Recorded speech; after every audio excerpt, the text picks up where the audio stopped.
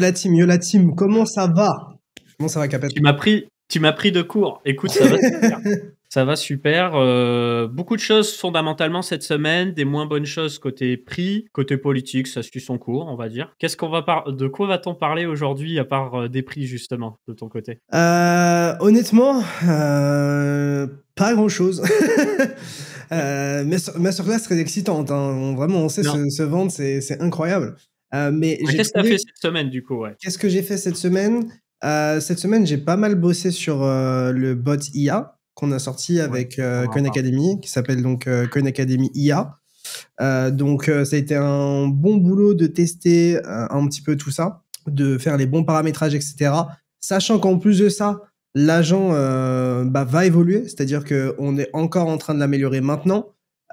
Et normalement, je pense d'ici 1 à 2 semaines, on devrait permettre à l'agent d'être interactif. C'est une fonctionnalité qu'on a désactivée dans un temps 1, mais c'est quelque chose qu'on voudrait mettre en place et réactiver assez rapidement. L'objectif, c'est juste de le faire bien et d'éviter les cauchemars ou les takes trop bizarres ou qui partent en sucette, quoi. Donc, on va un petit peu le museler.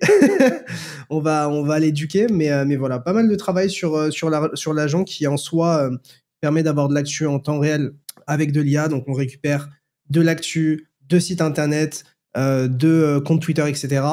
On récupère ces informations-là, on reformule bien en français, on évite les doublons et on essaie de délivrer une information très rapidement et de manière intelligible. Et puis, donc ça, c'était pour le bot. Et après, sur les autres choses sur lesquelles j'ai travaillé, c'était plutôt sur la partie backstage de Coin Academy, sur des nouvelles fonctionnalités qui arrivent, sur des partenariats. J'ai aussi bien géré mes positions, mais je trouve que... Puis on a été occupé avec le Dharma aussi. Mais je trouve que cette semaine était relativement calme. Le dump, c'était cette semaine, je crois. C'est juste que c'est passé super vite, en fait, parce qu'il s'est juste rien passé derrière. Donc, fondamentalement, ça a bougé quand même. Vous inquiétez pas, ceux qui nous écoutent, il y a eu du nouveau, des white papers, des tokenomics, plein de choses. Donc, pas de souci. Mais je suis d'accord que niveau prix, ça casse les pieds. Et puis, ceux qui ont voulu prendre des risques sur des bêta plays ou pire encore, typé agent IA, Memcoin et tout, ils ont dû se faire ouvrir. Enfin, pas que, j'ai envie de te dire. Moi, le positif dans ce négatif, entre guillemets, avec les prix qui ont relativement chuté, c'est que, comme j'en parlais, j'étais très exposé à BTC, ETH et Hype. BTC en soi, par rapport au marché, ça doit être un de ceux qui a pris le moins cher. Hype, c'est celui qui a le mieux résisté. Et par contre, ETH, il s'est pris une petite déculottée, quoi. Donc, en soi, mon folio est relativement volatile, mais beaucoup moins que beaucoup de gens dans le chat qui ont beaucoup d'altcoins. Et puis, je vous avoue que en ce moment, tellement je suis focus sur les grosses capitalisations et sur peu de projets, en fait, j'ai pas vu le bain de sang sur les altcoins jusqu'au moment où je commence à regarder un petit peu tous les graphes. Et puis là, je me suis rendu compte que c'était assez catastrophique. Quand je vois typiquement que sur TradingView, vous avez ce qu'on appelle Others. Donc, c'est la capitalisation de toutes les cryptos qui sont en dehors du top 10. Donc, on voit purement les altcoins. Et sur ce graphe-là, sur cette capitalisation-là, on a perdu les 38% de retracement de toute la hausse depuis le début du cycle. C'était pas la première fois parce que ce total a tendance à être plus volatile, mais ça montre à quel point on est faible alors que BTC, on est bien au-dessus des 38%, tu vois. Donc, il y a vraiment une énorme faiblesse. Je pense que même si on regarde sur les altcoins, en fait, 90% n'ont pas fait d'ATH comparé à BTC notamment. Et puis après, il y a eu des choses aussi assez intéressantes dont je voulais parler et j'avais quelques tweets en tête à ce sujet-là. Parce qu'on est avant tout des tweetos, donc évidemment, on réfléchit en tweet, en fait. Mais j'ai trouvé que ce qui s'est passé avec Ondo était très intéressant. J'en avais parlé dans mon interview, etc. Pour autant, est-ce que ça sera possible pour le token? Sincèrement, j'en ai aucune foutue idée parce que le token sert à rien, qu'on se le dise. Genre vraiment strictement à rien. Genre, tu touches pas de yield, ni de revenus, ni de bonus. Genre, t'as juste accès à la gouvernance. Or, on sait à quel point les gouvernances sont très décentralisées et à quel point on a du poids dans ces gouvernances. Donc voilà, je surveille de très près Ondo parce que du coup Ondo Global Market, c'est ce que j'attendais le plus, c'est ce que j'avais évoqué avec un membre de la team de Hondo pendant mon interview, qui est d'ailleurs passé pendant leur conférence. Et ça, pour moi, c'est extrêmement intéressant. Pourquoi? Parce que c'est ce dont c'est ce que j'ai mentionné un bon paquet de fois, c'est que jusqu'à maintenant, on est en mode, bon, bah, bear market, imaginons bear market, peu importe, on se fait chier. Parce que globalement, on a tout notre fric on-chain et parce qu'on a du mal à se diversifier. Et là, je me dis que ça va être probablement le premier cycle où, même en gardant nos fonds on-chain, on pourra se diversifier et se placer sur d'autres secteurs d'activité, d'autres industries. Et c'est ça qui est ultra intéressant et qui va rendre, si un jour quand on aura un bear market, je sais pas si c'est maintenant ou dans 2 ans, j'en ai aucune foutue idée. Mais quand on aura un bear market, ça rendra les choses beaucoup plus excitantes parce qu'on pourra être beaucoup plus proactif et on pourra même se diversifier sans avoir à sortir de la blockchain, en fait. Ouais. Et fiscalement, ça peut changer pas mal de choses aussi. Que si oui, mais du coup, je pense que c'est quelque chose de positif en termes de fonctionnalité, mais je pense que ça va être quelque chose de négatif d'un point de vue fiscalité, parce que tous les avantages qu'on avait à rester on-chain d'un point de vue fiscalité, en tout cas pour les Français, pour moi, ça va se perdre avec Ondo. Parce qu'en fait, je vois mal le gouvernement dire, bah en fait, si vous vendez du BTC en USDT, vous n'êtes pas imposé, puisque en fait, vous n'avez pas encore cash out. Et puis vos USDT, vous allez les investir dans Tesla, et puis vous allez investir dans la S&P 500, et puis vous allez les revendre, puis vous allez repasser en BTC, et à aucun moment vous serez imposé. Enfin, pour moi, ce monde n'existe pas, je vais être très clair. On sait à quel point les gouvernements aiment l'argent, et on sait surtout à quel point ça rendrait notre industrie beaucoup trop compétitive et intéressante par rapport aux autres. Enfin, en soi, ce serait même injuste.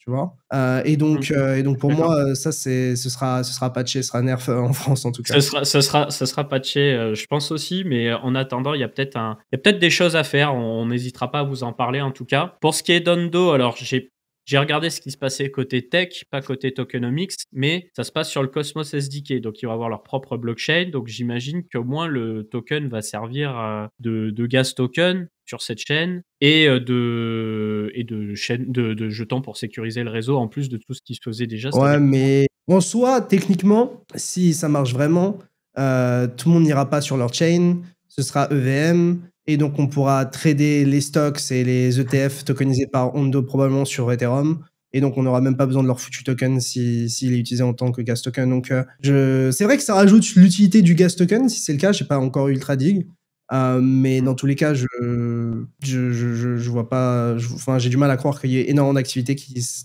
créent autour de leur chain. Enfin, ça se fera de manière indirecte en étant intégré dans d'autres écosystèmes, à mon sens.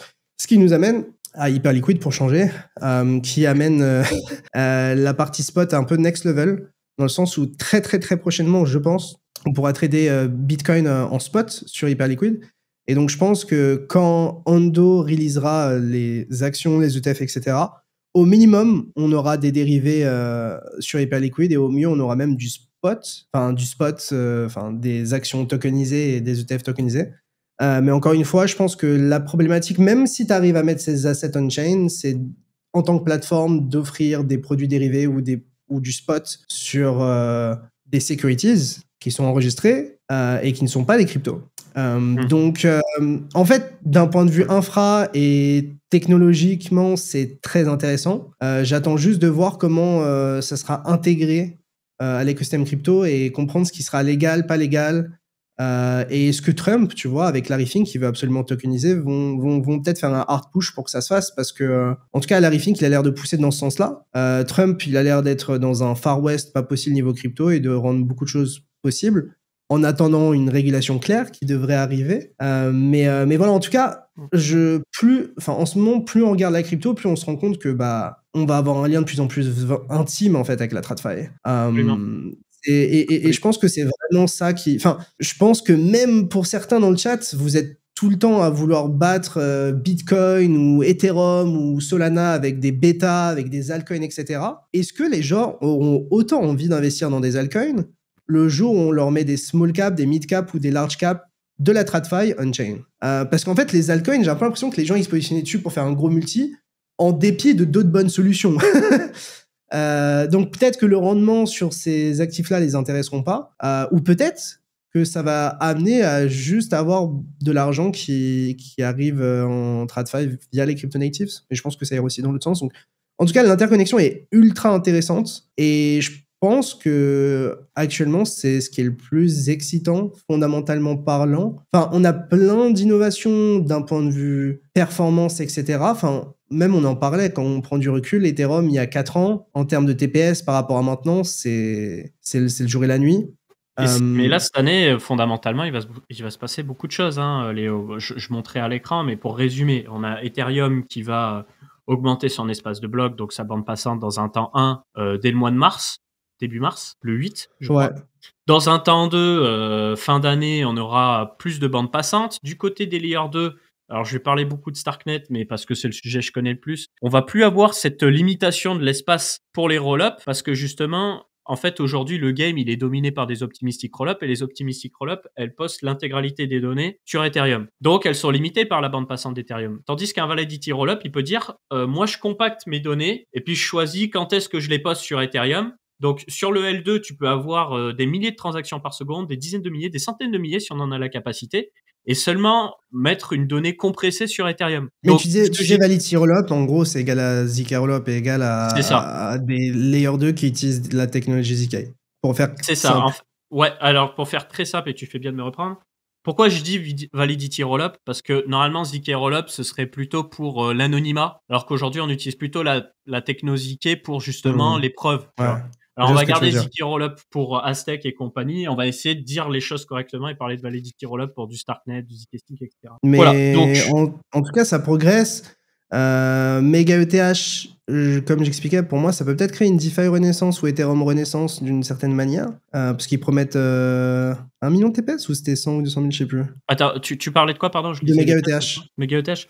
On va dire jusqu'à 100 000, et dans les faits, je pense que ça va être entre 10 000 et 100 000, ouais. Ah, mais du coup, c'est-à-dire que tu as la performance de Solana sur Ethereum déjà. Oui, mais... Sans Fire Dancer, mais globalement, ça débloque des use cases. Ça reste un optimistic roll-up, donc soit ils postent tout sur Ether et ils sont limités par la bande passante d'Ether. Jamais de la vie, ils feront ça. Ils sont sur EigenDA, non?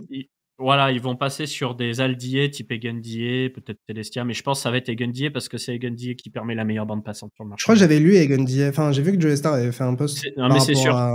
C'est sûr. Tout ce qui allait sortir, et dedans il y avait Monad, il y avait Sol Layer, qui est un L1 avec la SVM, etc. Donc bref, dans tous les cas, en soi, technologiquement, en crypto, ça progresse. Le bottleneck, comme d'habitude, c'est les applications. Et étonnamment, je pense que la TradFi peut rendre les applications beaucoup plus intéressantes, en fait. Parce que tu pourras vraiment créer des expériences Web 2 avec des assets limites Web 2, tout en ayant les avantages, en fait, du Web 3.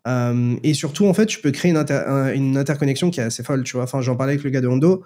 Tu pourrais très bien faire en sorte que tous les dividendes que tu reçois des actions ou les profits que tu reçois de ton staking, tu peux automatiquement les DCA dans des actions, dans des ETF ou dans des cryptos. Enfin, tu pourrais même genre utiliser, je sais pas, tes parts d'ETF tokenisées en tant que collatéral pour emprunter une crypto. Enfin, en gros, il va y avoir une interconnexion, à mon avis, qui va ramener beaucoup de capital on-chain. Parce que là, tout est prêt pour l'interopérabilité, en fait. On va avoir IBC partout cette année. On a Layer 0 qui se plug partout. Et ces nouveaux Layer 1, ils sont pensés multi-chain, d'office. Et en plus, on a les wallets aussi qui gèrent de plus en plus de réseaux en même temps, comme Phantom. Mais on attend toujours la vraie interopérabilité. Putain, je galère. D'un point de vue liquidité, donc avoir une liquidité qui est unifiée avec des environnements qui sont relativement différents. C'est ce qui devrait arriver avec les superchains, avec la unichain, etc. Pour moi, si ça échoue sur Ethereum écoute d'ailleurs. Non, mais tu vas avoir IBC partout sur Ethereum. Ouais, mais quand? Pour moi, deuxième semestre 2025, on y est. Deuxième moitié de 2025. Ouais. En gros, on attend que Cosmos il fasse IBC Eureka, qui est une refonte d'IBC pour simplifier l'intégration pour tous les Layer 2, les Layer 1, etc. Et sur le papier, la promesse qu'ils nous font, c'est un projet sera capable d'intégrer IBC en 4 semaines au lieu d'1 an. Donc, n'importe quel projet sérieux a tout intérêt à le faire. Tu vois ce que je veux dire? Il peut mettre une équipe et dire, voilà, tu te poses sur ça et on en reparle dans un mois. Ce qui n'était pas le cas jusqu'à présent. Je sais pas. C'est pensé pour. Ouais, non, mais je suis juste blasé d'Ethereum, en fait. Ouais, je comprends. On voit que ça essaye de bouger, mais c'est lent, etc. Ouais. Après, je pense que vraiment l'industrie, avec Solana notamment, leur a mis un bon coup de pied au cul. En fait, moi, ce qui m'intéresse de voir, c'est genre si Hyperliquid Ça va mettre du temps à se décentraliser. Mais si ça se décentralise et que c'est toujours aussi performant, genre, et que t'es EVM compatible, en soi, c'est juste the way to go, non? Je sais pas. Ouais, bah pour beaucoup, Parce que ça l'est. t'aurais un layer avec énormément de liquidité, avec énormément de performance qui serait lié à tout. Chose que tu n'as pas sur L2, chose que tu n'as pas sur le L1 Ethereum. Mais enfin, tu l'as, mais un ticker, ça coûte plus de 300 000 balles. C'est pas à la portée de tout le monde. Non, mais ça n'a rien à voir. Ça n'a rien à voir parce que en soi, le ticker, c'est juste pour être tradable sur la plateforme Hyperliquid. Mais tu pourrais très bien déployer ton jeton sur l'Hyper-EVM, tout comme tu déploies un jeton sur Ethereum ou sur L2, et en faire ce que tu veux. En fait, la barrière à l'entrée, le prix, c'est le prix d'accès à la liquidité et à la user base de Hyperliquid que tu payes. Mais d'un point de vue produit plateforme. Mais cette user base, tu pourrais y accéder aussi d'un point de vue, via Hyper-EVM et voilà quoi. Donc, je vais partager mon écran et on va continuer parce que tu parles beaucoup d'Hyperliquid. Il y en a qui te prennent au sérieux, d'autres pas. Moi, je te prends parfaitement au sérieux et justement parce que je te prends parfaitement au sérieux, tu me dis si on voit l'écran. Ouais, on voit. J'ai envie de vous faire une cartographie de ce qui se passe, les copains, que vous compreniez exactement ce qui se passe. Ça va être très rapide. Ethereum, bon, c'est le moment de crise existentielle parce que ça va plus lentement que prévu. Mais il faut jamais oublier qu'Ethereum, c'est une vision qui est d'avoir la décentralisation. Tri par FDV, parce que tu vois que Hyperliquid, c'est déjà top 9. En vrai, c'est exclu des stablecoins. Ouais, la FDV qui est ici, hein, les copains. Donc, Ethereum, faut pas oublier la vision qui est de la décentralisation à outrance. Avec le real-time proving qui arrivera peut-être l'an prochain, on pourrait vraiment changer complètement le game et on espère qu'ils vont se manier le cul. Je ferai un point sur l'interview que j'ai eu avec Abdel et Federico. C'était un banger. Je vous ai sorti cette semaine une interview. Je pense que c'est de très, très, très, très loin la meilleure interview que j'ai jamais fait. Et j'en fais pas des caisses quand je dis ça.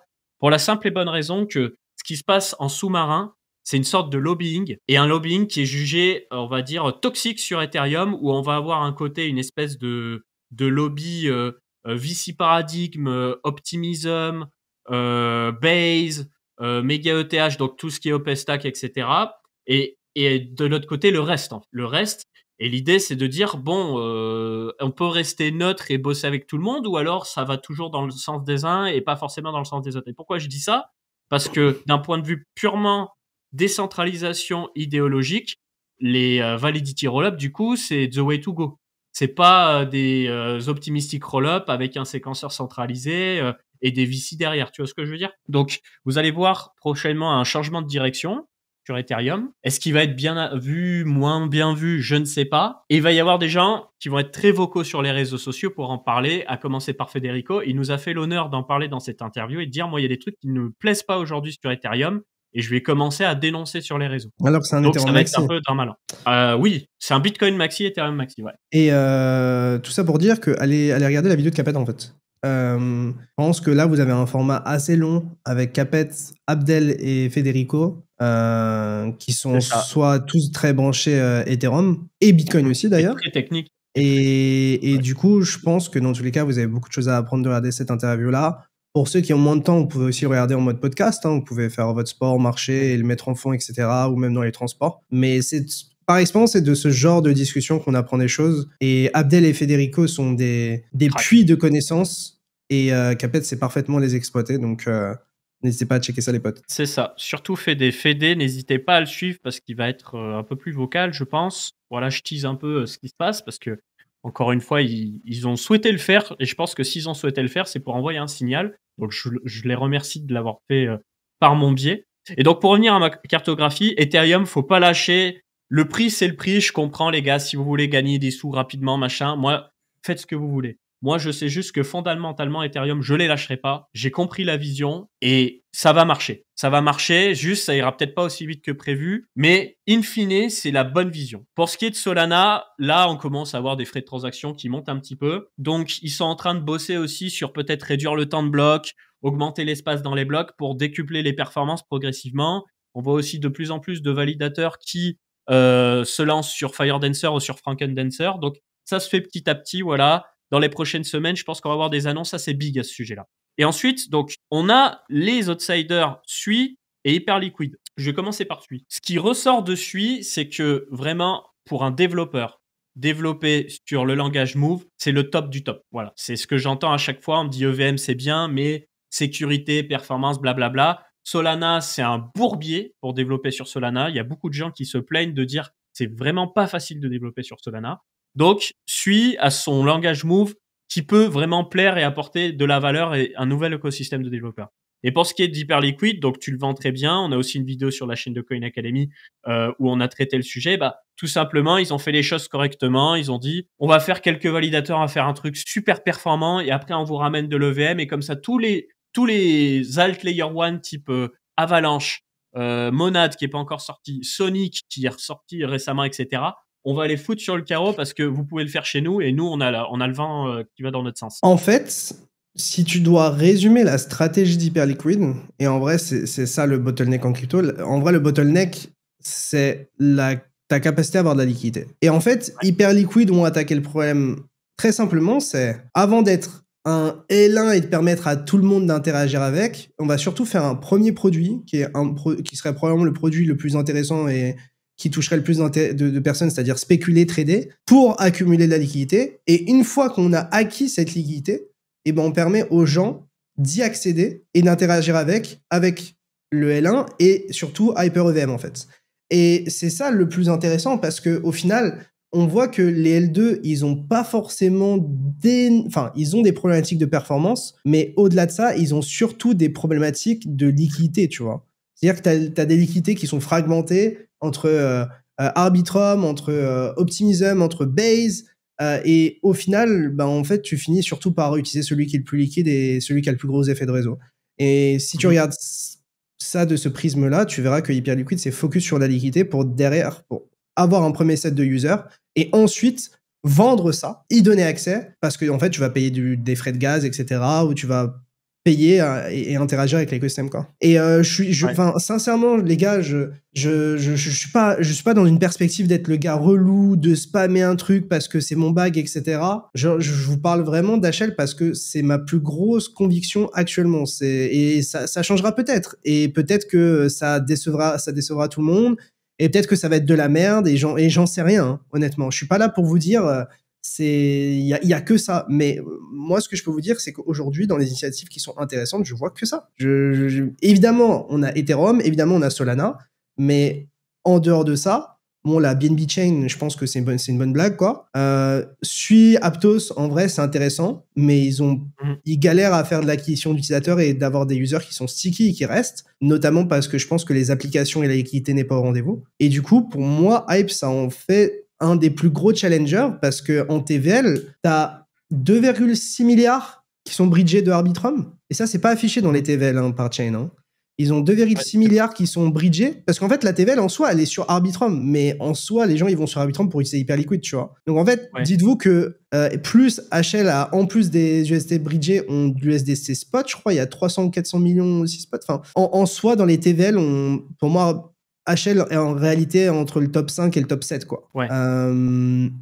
Donc, franchement, moi, en ce moment, c'est tout ce qui m'intéresse. Après, il y a Jupiter aussi avec la Jupiter Chain, ou la Jup Chain. Que j'ai moins suivi, ouais, tout à fait.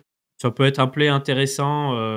Mais comme tu dis, c'est un agrégateur avant tout. Bon, il y a un perpdex par-dessus, mais... Ça me dit que je skip un peu Solana dans mes bets. Je comprends pas pourquoi. Et en vrai, je suis assez d'accord avec toi d'une certaine manière. Mais j'oublie pas que Solana, ce cycle, il a déjà fait 8 $, à 300 $. Donc, je suis pas là pour vous dire qu'il y a plus de potentiel, mais dans les choses qui ont beaucoup de croissance et encore du potentiel, je classe Hyperliquid au-dessus de Solana. Mais c'est qu'une opinion personnelle. Mais je pense que tu as raison. Je pense que tu as raison dans les bêta play alt. Et moi, je t'avoue que dans cette période où les gens doutent, je surveille, hein, m'intéresse. Potentiellement, je suis pas dedans. Pardon, je regardais le ton. Le SUI m'intéresse, le ton m'intéresse. En plus, il force l'exclusivité sur Telegram. On va en parler juste après. Donc, il y a peut-être des opportunités. En fait, le sujet, il est que, les gars, nous, on est dans les cryptos depuis 8 ans. On sait pas. On n'a pas de boule de cristal. Nous, on joue pas le jeu de vous dire, ouais, tous les ans, il y a un halving. Dernier cycle, on avait le bon play avec Solana quand même. Ce cycle-là, on a le bon play avec Hyperliquid. Donc, en soi, on ne sait pas ce qui va gagner, mais on essaye, enfin, parmi les trucs qui ont bien marché, à chaque fois on était dessus quoi. Donc je pense que c'est un peu le bet d'une certaine manière que moi je fais en tout cas avec Hyperliquid. Mais dans tous les cas, ça ne veut pas dire acheter du hype. Les gars, vous faites ce que vous voulez. Non, mais moi ce que je veux dire, c'est que dans ces émissions, on parle de la politique, des fondamentaux, du price action, etc. Mais on n'a pas de boule de cristal. On ne sait pas si ça va continuer de baisser quelques jours, quelques semaines, si ça va rebondir et en fait on se sera tous pris dans un piège. On n'en sait rien en fait. Léo, il voit le prix. En fonction de comment le prix évolue, et ben, il va vous dire ce qu'il a en tête et ses différents scénarios, parce qu'il a toujours plusieurs scénarios. Mais on veut pas vous prendre dans un piège en vous disant nous on sait, voilà, tous les 4 ans les alts ça va monter, machin, parce que ça c'est hyper toxique. Voilà, cycle précédent, moi j'étais dans un piège de vous dire oui, il y a la Bitcoin Rainbow Chart, ça va pas plus haut que bah si, ça va pas plus bas que la chart, bah si, on est allé en bas. On a foutu tout le monde par terre. Faut pas se dire sur le cycle précédent ça s'est passé comme ça, sur le suivant ça va se passer comme ça, parce qu'il y a les institutionnels, parce qu'il y a Trump, machin. Non. On vit le marché au jour le jour. Et après, à la fin, c'est vos différents scénarios et c'est vos convictions. Nous, on a des convictions avec Léo, c'est de rester dans ce marché. Léo, il a choisi d'être sur Bitcoin pour la sécurité et hype par conviction. Moi, j'ai décidé de rester très diversifié. Ether aussi? Ouais. Ouais, oui, toujours. Hein. C'est pas mon plus gros bag, mais c'est un gros bag. Et j'ai pas beaucoup de bags, donc. Mais voilà, dans tous les cas, franchement, si je dois passer pour un forceur, j'en ai rien à foutre. On est là pour partager ce qui nous intéresse. Et ça va pas à des gens. Il y a plein de streams, il y a plein de trucs, il y a aucun souci. C'est juste que enfin, là, factuellement, là, il y a quoi de plus intéressant là. Factuellement, si c'est pour spéculer, il y a pas de trucs intéressants quoi. Si c'est pour spéculer, ouais, je suis d'accord. Il y a des alts, si vous avez des convictions de vous dire bon bah ça a fondu, je rentre sur tel ou tel ou tel alt. Mais moi en fait, avant je disais BTC, Ethereum, Solana. Aujourd'hui, je dirais BTC, Ethereum, Solana, toujours. Ouais, moi aussi je pense. Après, t'as toujours les BNB, etc. Mais est-ce que Hype est pas un meilleur BNB en fait, sur tous les points. C'est ça que je regarde. Et Ondo, non. Ondo, d'un point de vue produit, oui. D'un point de vue spéculation, non. Enfin, d'un point de vue... Enfin, je sais pas, genre, franchement, les gars, tous les jours, je lis des gens dire « Fuck les VC, on emmerde les VC, on veut un truc communautaire, etc. » Et vous êtes les premiers à fond sur Ondo, alors que, genre, c'est LVC token, enfin... Bah, je suis d'accord. Sans utilité. Enfin, Et puis, il y en a qui me disent pour rigoler, enlève Ethereum. Bah non, parce qu'en fait, plus il baisse, plus il est intéressant. Attends. Je vais attraper une veste là. On m'a dit compare pas Hyperliquid à Solana, t'abuses. En vrai, en quoi ils sont pas comparables? Littéralement. Genre, et dis-moi, explique-moi en quoi ils ne sont pas comparables. Parce que la promesse de Solana du départ, hein, c'est le Nasdaq on-chain. Est-ce que c'est pas la même chose? Non, mais les gars, ouvrez les livres d'histoire. Non, je rigole, mais Solana, à la base, c'est ça. C'est de la finance on-chain à très haute vitesse. Qu'est-ce que fait Hyperliquid? De la finance on-chain à très haute vitesse. C'est juste que le biais n'est pas le même. Aujourd'hui, Solana vire plus vers on va essayer d'être une couche avec de la bande passante la moins chère possible, tandis que Hyperliquid, bah, c'est un peu la vision OG Solana. Non, les gars, je suis pas tendu, j'ai juste envie d'être honnête ce soir. J'ai envie qu'on se dise des choses, j'ai envie qu'on parle, etc. Et je suis chaud aussi que cette masterclass, peut-être, vu qu'on a moins de choses à dire que d'habitude, on peut aussi échanger plus avec le chat. Moi, je suis vraiment chaud. Et c'est bien de pouvoir aussi confronter nos idées, etc. Et encore une fois, si je voyais dans le futur et que je voyais que HL allait à 48 000 $, je serais all-in, les gars. Mais c'est aussi pour ça que je suis pas all-in. C'est parce que je sais pas qui gagnera. Ce que je peux faire, c'est m'exposer à des choses dans lesquelles j'ai un minimum de conviction et qui à mon sens, tiendront et performeront. Ouais. Donc, moi, j'ai une autre veste à attraper. Après, je la comprends. C'est se dire, voilà, avant, Solana, c'était pas bien parce que c'était centralisé. Maintenant, Solana, c'est pas bien parce qu'il y a les meme coins dessus. En fait, toutes les occasions sont bonnes pour taper sur Solana et dire, ouais, c'est pas bien parce que machin. Alors que le truc, il est pas cher, il est rapide et c'est tout ce qu'on lui demande. Et tu auras toujours un gars qui va dire, moi, j'ai mes transactions qui passent pas. Je sais pas, moi, mes transactions, elles passent tout le temps. Donc, peut-être que vous allez sur des trucs un peu bizarres et que vous mettez pas un slippage suffisant. Peut-être que vous êtes sur des moments où il y a de la charge. Moi, Solana, ça se passe bien, les gars. Hein. Donc, moi, Solana, je garde la conviction. Et niveau vision, je suis en phase à 10 000 % avec ces gens-là. Donc, il lit quel chat, Picsou? Nous deux, on lit tous les chats. On a accès à tous les chats. Je vois quelqu'un qui demande aussi pour la rediff. Il y aura évidemment une rediffusion à partir de demain ou après-demain sur YouTube de mémoire. Demain, sur la chaîne Khan Academy. Le lundi. Merde, pardon. T'inquiète. Je suis sur ma chaîne. Voilà, donc d'ailleurs, la chaîne qui prend. Hein. Franchement, On a fait le choix de plus trop vous mettre des rediffusions qui sont moins bien. On est en train de changer. D'ailleurs, on va tester des trucs. Vous nous direz ce que vous en pensez. Mais on a essayé de pousser des contenus à valeur ajoutée. Et ça se voit sur nos réseaux sociaux. Ça se voit sur Twitch. Vous êtes vraiment là. Donc, juste merci beaucoup d'être aussi présent. Et d'ailleurs, on n'a pas fait le débrief entre nous du Crypto XR. Mais c'était un truc de dingue. Le nombre de gens qu'on a pu voir, qui nous ont remerciés, qu'on a pu rencontrer, discuter. Franchement, j'étais refait. Non, en vrai, c'était vraiment trop cool. Hein. Enfin, en vrai, on est revenu il y a quoi? Ouais, dimanche dernier, moi, je suis revenu, je crois. Ou samedi, je sais plus. Mais ouais, vraiment, CryptoXR, c'était vraiment trop bien. J'ai pas pu faire la dernière masterclass, mais j'ai vraiment trop kiffé. Et merci à toutes les personnes, encore une fois, je le redis, mais je le redirai jusqu'à mon dernier souffle. Merci de fou pour la force, les gars. Franchement, et les filles aussi, toutes les personnes qui ont pu venir, c'était vraiment trop cool. Les gens qui sont venus nous dire bonjour aussi, c'était trop cool. Et voilà, on est trop content d'avoir été à cet event. J'ai vu qu'il y avait des gens qui oh wow. Je savais pas que j'étais là. Mais en tout cas, vraiment un énorme merci à tout ça. Et surtout, j'ai vu qu'il y avait un gars sur Twitter, le professeur, qui rageait sur CryptoXR. Frérot, j'ai pas envie d'en parler. Moi, j'en parle. Hein. Moi, je te le dis tout droit, mon gars. Trouve un event moins cher en France, accessible de tous. Bonne chance.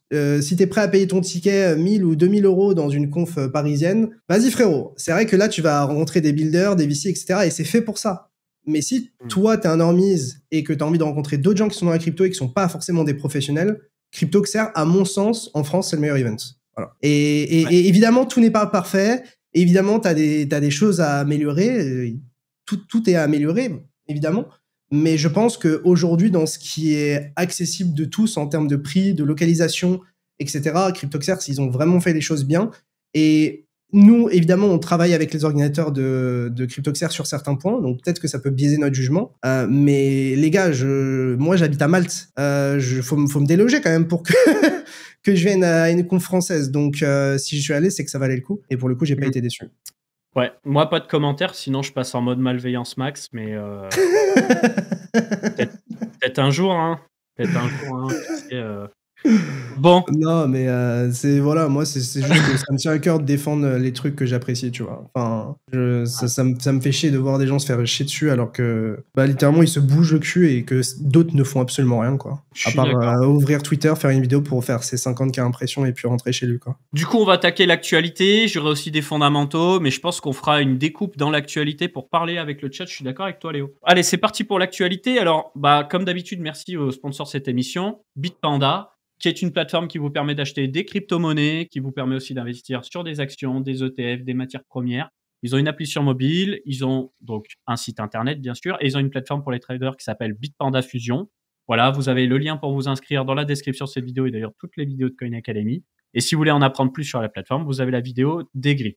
Voilà, je fais court pour aujourd'hui. On essaie de bosser avec eux pour vous proposer des nouvelles activations dans les semaines qui arrivent. Pour ceux qui s'intéressent, je mets dans le chat si jamais vous voulez tester, expérimenter et à la fois trader les cryptos, à la fois acheter des actions, des ETF, du gold, des métaux précieux, tout ce que vous voulez, c'est sur Bitpanda. Et du coup, tu as lancé, nous avons lancé, mais c'est toi qui as cook principalement, Coin Academy et IA. C'est pas moi qui ai principalement cook, en vérité. C'est vrai, il y a d'autres gens derrière. Il y a des gens derrière, c'est vrai. Mais l'initiative part de toi. C'est vrai qu'on voulait essayer d'être premier sur l'actu, voir comment automatiser. Et puis, cette occasion s'est présentée. On est déjà à plus de 5000 abonnés sur le compte. Voilà, donc ça vous permet d'avoir en français de l'actualité en temps réel le plus rapidement possible. On a plusieurs sources. De toute façon, Léo vous l'a expliqué. Et dans les prochaines semaines, vous pourrez normalement interagir avec le bot, lui poser des questions pour qu'il puisse vous répondre. Donc, ça apporte de la valeur à l'écosystème et je trouve l'initiative vraiment cool parce que ça se passe en français. Et après, gardez en tête que c'est expérimental. Donc, évidemment, à partir du moment où il y a de l'IA et de l'automatisation, il y a des choses qui vont forcément pas être parfaites. Donc, nous, on s'occupe d'essayer d'améliorer au maximum le bot. Si jamais vous avez des feedbacks à donner, des retours pour améliorer le bot, n'hésitez pas à nous mentionner, nous, ou le bot, et on regardera ça. Évidemment, des fois, il y a des petites formulations qui sont compliquées parce que les sources sont en anglais et qu'il y a des choses qui sont difficiles à traduire en français. Mais on essaye de donner le meilleur de nous pour que ce soit à chaque fois lisible, compréhensible, etc. Et j'ai hâte de voir la partie interactive. J'espère que ça aura du sens. Et puis voilà, encore une fois, on expérimente. Il n'y aura jamais quelque chose de parfait, mais voilà, on compte sur vous pour améliorer ça. Et je pense sincèrement que ça peut vous faire gagner en notification, dans le sens où peut-être vous avez des notifs sur plein de comptes. En vrai, si vous avez les notifs sur Khan Academy FR et Khan Academy IA, a priori, vous ratez rien et vous avez surtout tout en temps réel et en français. Je pense que c'est plutôt pas mal. Yes. Et du coup, on parlera de Bear Chain aussi un petit peu plus tard dans l'émission. Je pense que c'est important de signaler ce qui se passe. Et j'enchaîne sur l'actualité. Donc, Ultra Sound Money, l'offre de TH dépasse son niveau précédent de The Merge. Donc, qu'est-ce que j'ai voulu dire par là? Bien, tout simplement, on nous a vendu un Ethereum qui va devenir déflationniste, etc. via 2 biais. Le premier, c'est que du passage du Proof of Work au Proof of Stake avec The Merge, on avait baissé le taux d'inflation. Mais il reste un taux d'inflation sur Ethereum. Et pour que ce taux d'inflation baisse suffisamment au point où on détruit de l'Ether, donc on n'a pas une masse monétaire qui augmente, eh bien, il faut qu'il y ait assez d'activité sur Ethereum, soit au niveau du Layer 1, soit au niveau de l'espace Blobs pour les Layer 2. Le truc, c'est que avec la mise à jour Duncan qui s'est passée en mars 2024, eh bien, l'activité sur l'écosystème Ethereum a été déportée sur les Layer 2. Et les Layer 2 ne génèrent pas suffisamment d'activité pour brûler de l'Ether. Donc, du coup, eh ben, au lieu de brûler de l'Ether et d'avoir un jeton déflationniste, eh ben, on est revenu un peu à la case départ. Et voilà. Donc, est-ce que ça va continuer ainsi? Je pense que oui, un certain temps. Est-ce que ça va affoler des gens au niveau d'Ethereum? Peut-être. Est-ce que c'est grave à mon sens? Est-ce qu'on s'en branle? Oui. Franchement, parce que quand tu compares à l'inflation de Solana ou même de Bitcoin, enfin, inflation sur Bitcoin, vous m'aurez compris, en fait, on est largement en dessous de Bitcoin ou même de Solana, en fait. Enfin, in fine, on est au-dessus de Bitcoin, mais on est en dessous de Bitcoin pendant un long moment, quoi. Enfin, tu vois ce que je veux dire? Ouais, bien sûr. Non, mais de toute façon, qu'on se le dise, c'était marrant au début, Ultra Sound Money, nanana, Ethereum va se raréfier, c'est bullish, machin. Il y a eu tout un pataquès sur ça. Je veux dire, il y a un peu d'inflation, on s'en bat les couilles. En soi, si l'inflation elle est de moins 0,5 ou 0 ou plus 0,5 à l'année, tu vois, enfin c'est négligeable évidemment. Enfin, c'est négligeable quand tu le mets en comparaison avec d'autres assets et d'autres blockchains en fait, d'autres layer 1. Enfin, tu vois que franchement ça va quoi. Ça reste donc, inférieur à Bitcoin d'ailleurs. Hein. Oui, largement. Largement. Ça reste inférieur à Bitcoin.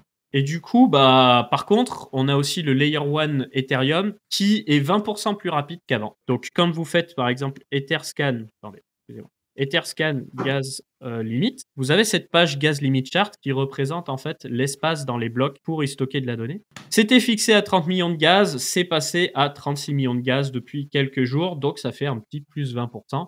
Et donc, mécaniquement, déjà qu'il y a moins d'activité en ce moment sur Layer 1, là, les prix sont absolument dérisoires sur Ethereum. Ils sont même quasiment au niveau de Solana parfois, sauf pour les swaps, bien sûr. C'est Base ou c'est le L1, ça? Ah, c'est vraiment le L1, parce que j'ai vu Base, mais c'est Base, mais enfin, c'est un terme, c'est pas le L2, quoi. Donc, c'est fou de dire ça. Est-ce que ce serait pas le retour de l'activité sur le L1? Peut-être. En vrai, non. Pourquoi il y aurait plus d'activité sur le L1 alors que tout est conçu pour tout envoyer sur le L2? Enfin, sur les L2? Parce que le L1, c'est la base où tous les L2 peuvent piocher de l'information. Ça te permet de profiter de toutes les liquidités d'Ethereum et que c'est Logi Blockchain, c'est là où l'espace de bloc il est le plus. Ouais, mais tu peux pas compter sur des frais bas à long terme. Alors que tu peux compter sur des frais bas à long terme, moyen terme et court terme sur les L2. Donc, en fait, tu as une sorte de confiance dans le fait que les frais sont toujours extrêmement bas sur le L2, chose dans laquelle tu as moins de confiance sur le L1, tu vois. Donc, j'ai du mal à... Enfin, peut-être que ça va booster le L1, mais j'ai surtout l'impression que, vu que tout est conçu pour qu'on aille sur des L2, je vois pas pourquoi ça a un énorme impact positif sur le L1. Mais après, dans tous les cas, c'est une bonne chose. Enfin, moi, je suis content d'avoir des frais moins chers à chaque fois que j'utiliserai le L1, quoi. C'est surtout que quand tu veux envoyer des stablecoins sur le réseau Ethereum, t'es content que ta transaction, elle te coûte pas une couille, en fait. Hein. Parce qu'avant, franchement, des swaps et des trucs comme ça, t'en avais facile pour 10-15 balles. Hein. Là, on est un swap en dessous du 1$, les gars. Hein. C'est plutôt carré. Donc, on verra. Presque moins cher que Solana. Ouais, tout à fait. Ensuite, je continue. Donc, la vidéo que j'ai faite avec Abdel, je l'ai placée dans l'article parce que justement, il y a ce côté est-ce que c'est la panique sur Ethereum? Moi, je pense que c'est une petite panique qui est surtout reflétée par le prix. On va répéter ce qu'on dit à chaque émission. Ethereum au-dessus de 4000 $, c'est bien, les fondamentaux sont superbes. Ethereum en dessous de 3000 $, c'est la fin. Foutez-moi Ethereum à la poubelle. Bref, c'est le prix qui domine au final, mais les fondamentaux n'ont pas changé. Donc, ne vous laissez pas avoir. Voilà, ça ne m'empêche pas d'avoir des biais sur d'autres altcoins. Mais Ethereum, pour moi, n'est pas du tout finito. Bien au contraire, avec tout ce qui arrive, honnêtement. Et si ça peut aller encore plus vite, tout en ne cassant rien, bah c'est encore mieux.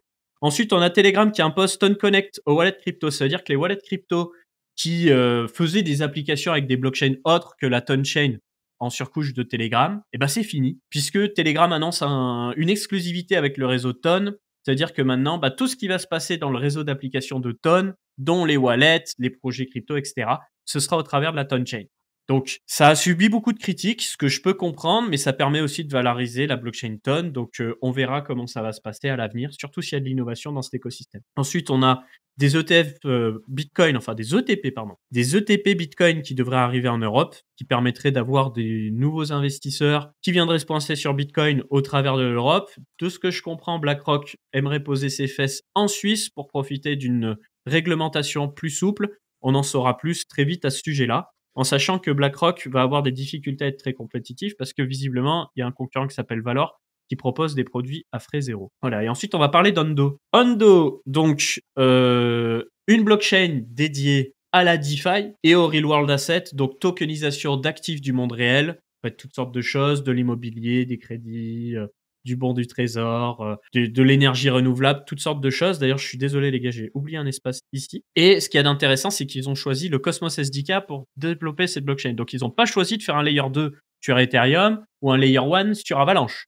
Ils ont choisi Cosmos. Et à mon avis, pourquoi ils ont choisi Cosmos? Pour deux raisons.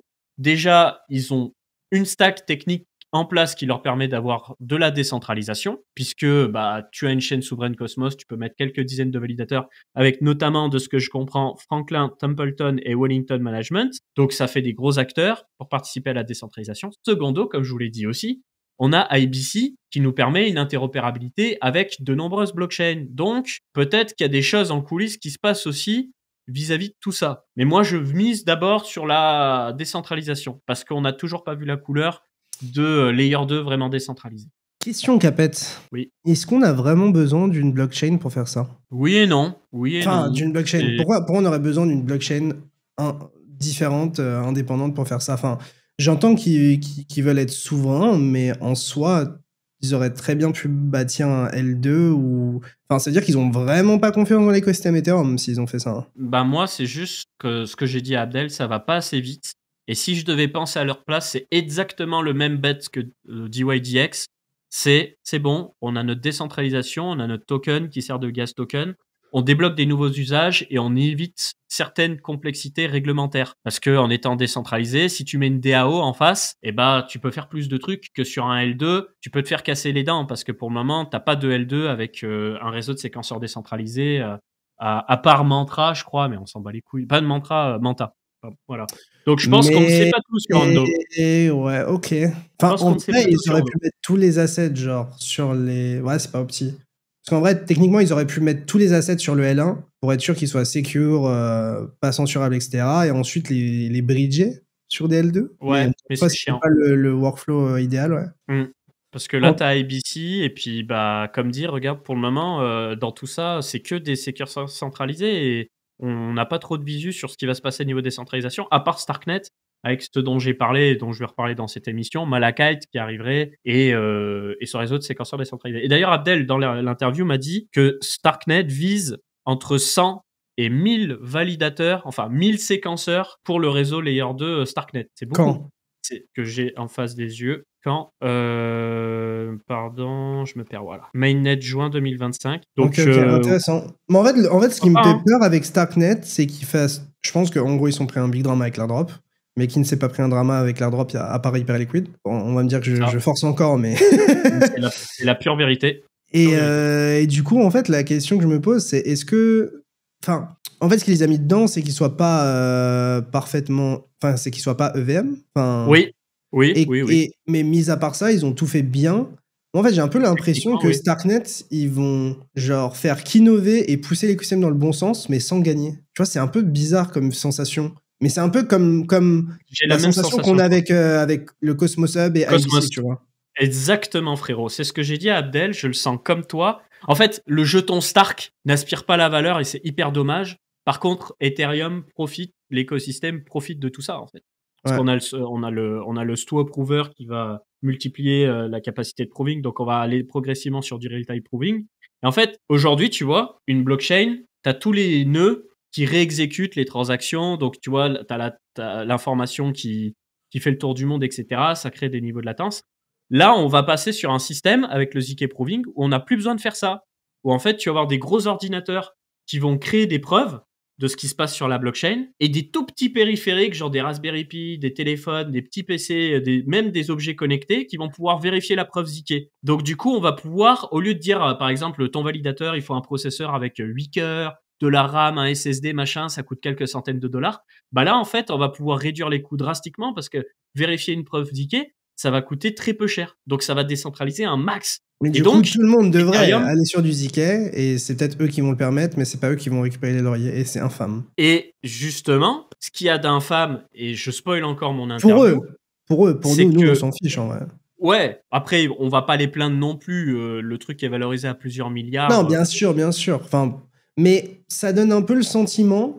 Enfin, l'apprentissage que j'ai de ça, c'est que être une boîte à outils et donner enfin, mettre à disposition de la tech, c'est facile. Enfin, c'est facile. C'est là, en tout cas, où ils sont très bons, où ils ont de la réussite, ce qu'on avait vu avec les StarkX et tout à l'époque. Ouais. Mais créer son écosystème, attirer les gens dans son propre écosystème, etc., c'est très compliqué. Ouais. Bah, c'est pas la même stratégie du tout. En fait, tu as la C'est stratégie pas les dev mêmes et t'as la revenus, stratégie- c'est pas la même et- philosophie. Vas-y, Et désolé. tu as la stratégie business développement, tu vois. Qu'est-ce qui manque chez Starknet aujourd'hui? C'est de parler aux normies, c'est de suivre les tendances. Tu vois ce que je veux dire? Je sais pas en vrai, hein, parce que Bah, genre Base, frérot. ils ont du succès, mais t'as l'impression qu'ils attirent beaucoup de normies, Base. J'ai l'impression qu'ils attirent surtout beaucoup de gens qui sont crypto-natifs et qui utilisent Base, mais l'utilisation de Base par des normies, on l'a pas encore vu. Enfin, il y a Bah quoi là, comme grosse application que tous les normies utilisent sur Base? je suis d'accord. L'aspirateur à normies en ce moment, c'est Solana, en gros. Et t'as des gens qui essayent de faire la même chose sur Ethereum avec Abstract et Base. Mais en vrai, les seuls qui ont gagné le pari normies, pour moi, c'est Solana. Complètement. Pour le moment, c'est Il Solana. n'y a personne d'autre. Et qu'est-ce que je voulais dire, pardon? On a l'Unichain aussi, qui devrait décentraliser, rappelle-toi, son séquenceur. On n'a plus de date d'ailleurs. Mais ça va arriver là. Ça va arriver. Mais est-ce que ce sera suffisant? Tu vois, En fait, early 2023. le truc le plus bullish, ce serait IBC, en fait. Et Superchain. Et si t'as les deux qui marchent bien... En fait, ce qui me fait peur, c'est que en soi, Solana a plus ou moins des problèmes... Enfin, Ethereum a plus ou moins des solutions à chacun de ces problèmes, mais j'ai peur que ça mette trop de temps et qu'il y ait des gens qui s'intercalent en cours de route. Typiquement, Solana encore plus que maintenant. Solana sera et compatible d'autres. à IBC. Hein. Non, mais tu vois ce que je veux dire? Ils le sont déjà. Ouais, bah bien sûr, bien sûr. Mais pourquoi? Parce que qu'est-ce qui fait le marketing? C'est la communauté. Ouais. Sauf qu'aujourd'hui, les NFT, bah c'est fini. Les en fait, agents Ethereum, IA... ça devient la France. Genre, t'es de moins en moins, fier d'être sur Ethereum, même si c'était les OGs et qu'ils ont tout baisé à un moment. Exactement. Et c'est ça. Mais pourquoi? Pourquoi, Léo? Parce que Ethereum, comme l'Union européenne, fait dans l'idéologie. C'est-à-dire que les gens leur disent des trucs, et eux, ils font non, m'en bats les couilles, j'ai une vision, je vais appliquer ma vision. Bah, du coup, les gens, ils disent ah, bah, tu t'en bats les couilles, et bah, moi, je vais aller chez le voisin.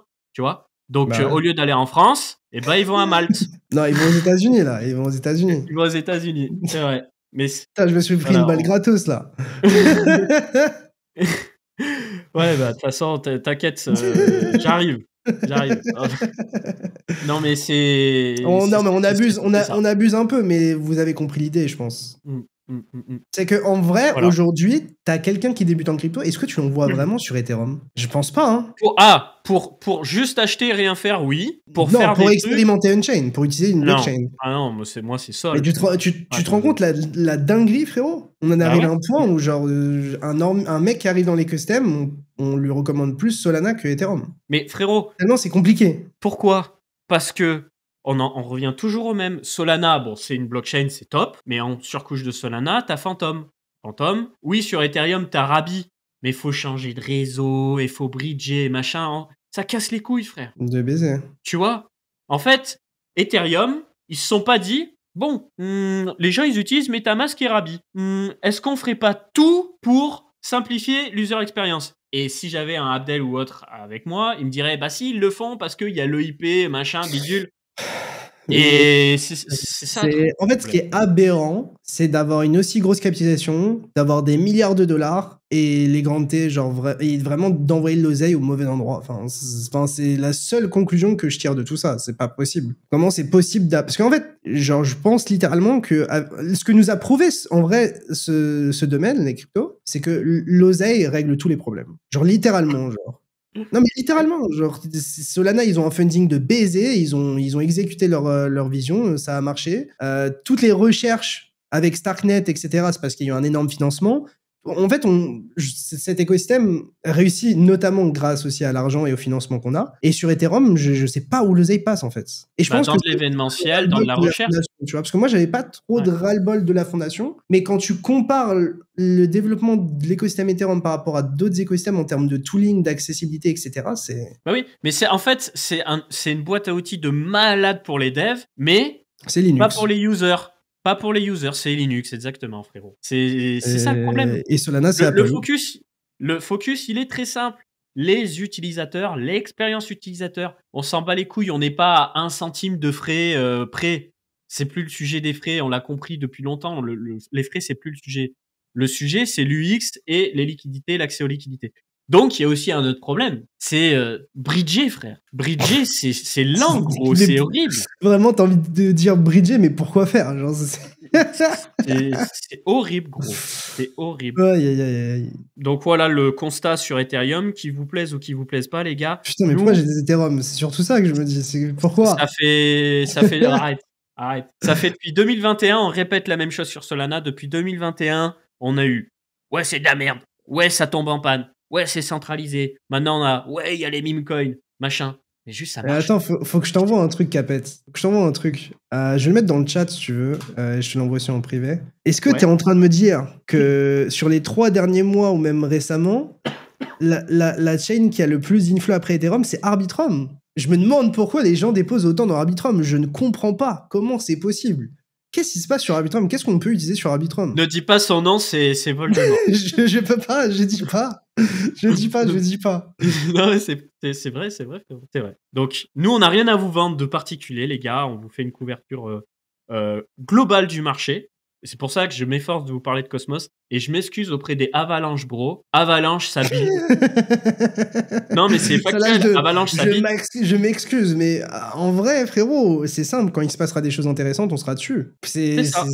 Franchement, au premier degré, je vais être méchant avec personne, hein. Mais pourquoi est-ce que j'irais sur cette foutue blockchain qui a Avalanche? Qu'est-ce que je vais foutre dessus? Bah ouais. Mais en fait, c'est le même effet que Cosmos. Bête de tooling, bête de développeur, etc. Mais le normie, pas chaud. Ouais. C'est tout, hein. C'est comme ça. Voilà, donc après, on a Trump qui lance un fonds souverain américain. On ne sait pas encore s'il y aura les cryptos dedans, mais on s'en doute. On a peu de détails à ce sujet-là. On a le sénateur Hagerty qui dévoile un projet de loi sur les stablecoins. Alors, pour faire très court, c'est quoi les extensions de capital? Pas compris. Pour faire très court, en gros, en fonction à quel point le stablecoin il est gros et par qui il est émis, ça va pas être le même régulateur. Donc, soit ça va être la Réserve fédérale, soit des régulateurs locaux étatiques, soit le bureau des contrôles de monnaie. Donc, ça va permettre de pouvoir bien répartir les tâches et d'être assez flexible, justement, pour pouvoir faire évoluer rapidement la réglementation sur les stablecoins, en sachant que c'est un gros sujet, ça. Mais Capette, pourquoi les Américains seraient-ils bullish sur les stablecoins? Je ne comprends pas. Capette, comment pourrait-il être bullish? Alors, j'ai une petite idée. Stablecoin USD, voilà, stablecoin USD, ça pèse combien aujourd'hui? 223 milliards. 223 milliards. Stablecoin, CoinGecko, pardon. Là, normalement, il faut envoyer la musique à l'OCLM et tu sais, t'as le gars qui rigole derrière. 340 millions. On a même pas 1 milliard, gros. Gros, c'est la honte. On a 1/3 de milliard. À l'OCLM.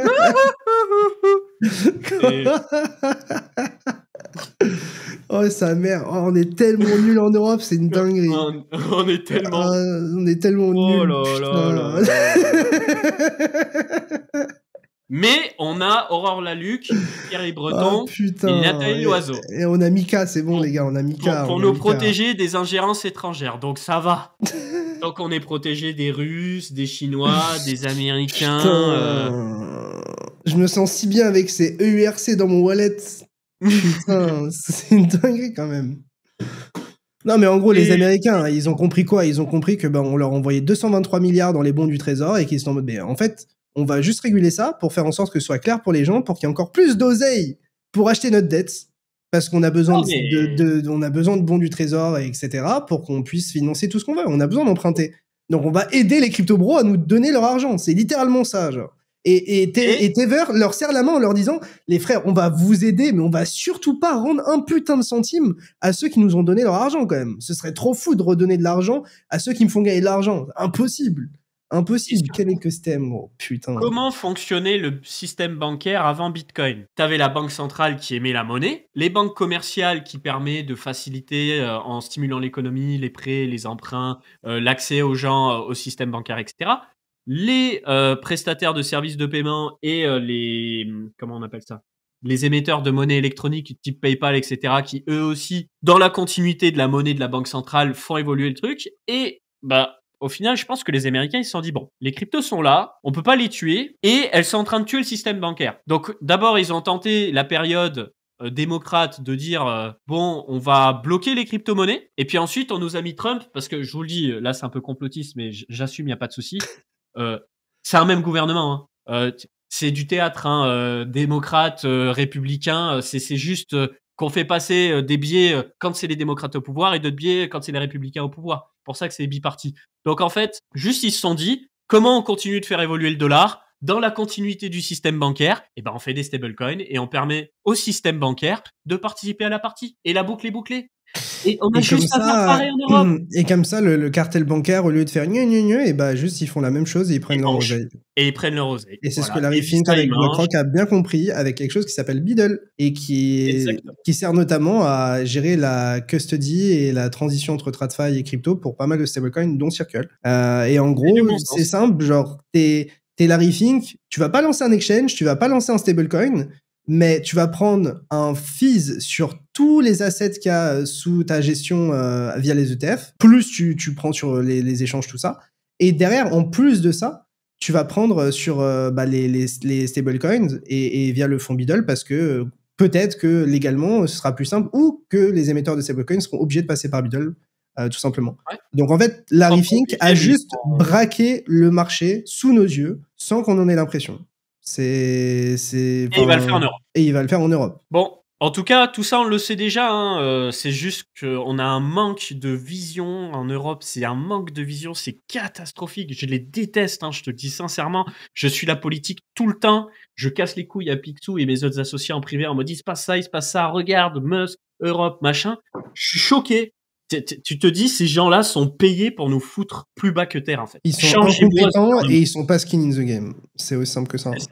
Des fois, je me demande vraiment si ces gens-là aiment vraiment leur pays, tu vois. Moi aussi. C'est fou. Ensuite, on a FTX qui va continuer ses remboursements. On a eu quelques remboursements en Europe. Là, on va voir de nouveaux remboursements à partir du 18 février pour les petits créanciers, c'est-à-dire des gens avec des créances de moins de 50 000 $. Et pour les autres, qui ont beaucoup plus, ils vont devoir attendre le deuxième trimestre 2025. Voilà, on n'a pas de date exacte, malheureusement. Donc voilà. Donc remboursement pour les petits porteurs à venir très prochainement. C'est ça. Mais il y a des gens, si vous nous écoutez, il se peut que vous ayez déjà eu des mails pour vous dire que les remboursements est enclenché en Europe. Voilà, j'ai noté pas mal de choses niveau fonda, mais est-ce qu'on prendrait pas un petit peu les questions du chat avant?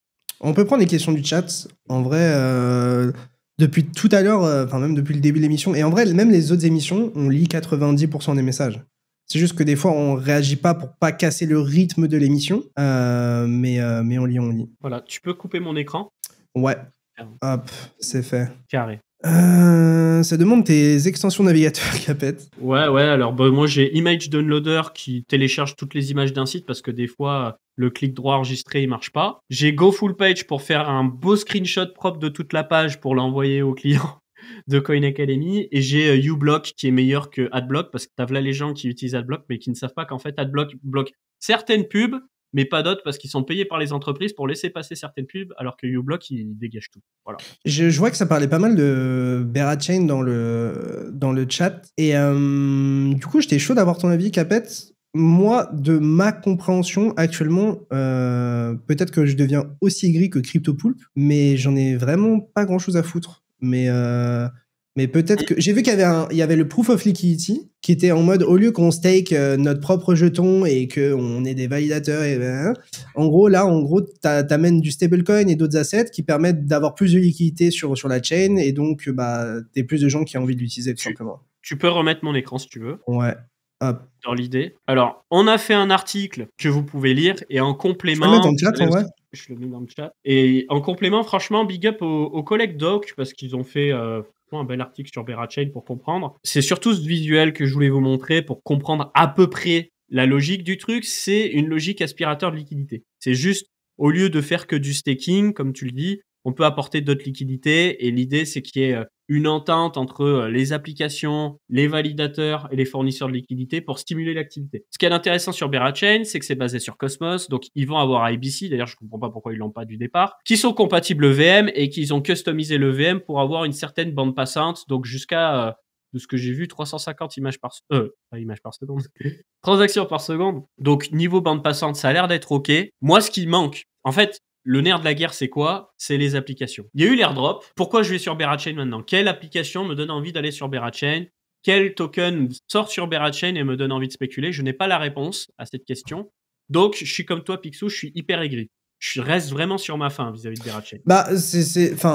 En vrai, je tire pas sur l'ambulance en mode ça ne changera jamais, tu vois. C'est juste que en vrai, actuellement, j'ai juste pas l'impression que ça me soit personnellement très utile. C'est juste ça. Et après, je crois que les gens étaient assez critiques sur les tokenomics. Et je vais pas prononcer le nom de Voldemort, mais ce que je peux dire, c'est que depuis que certains coins sont launch, les attentes de la communauté sont bien différentes. Oui.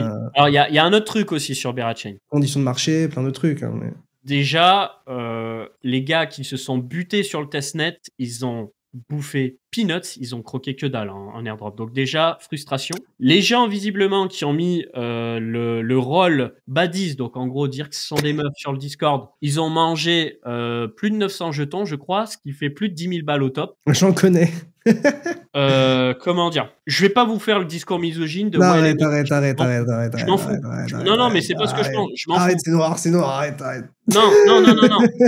C'est juste que s'il y a quelqu'un qui a dit en off, mettez ce rôle-là, vous prenez 10 000 balles, niveau sucrage de liquidité pour les copains, c'est malveillance max. Moi, ce que je peux te dire, c'est que ce truc de baddies, c'est pas genre juste t'es une femme, t'as automatiquement ce truc-là, de ce que j'ai compris.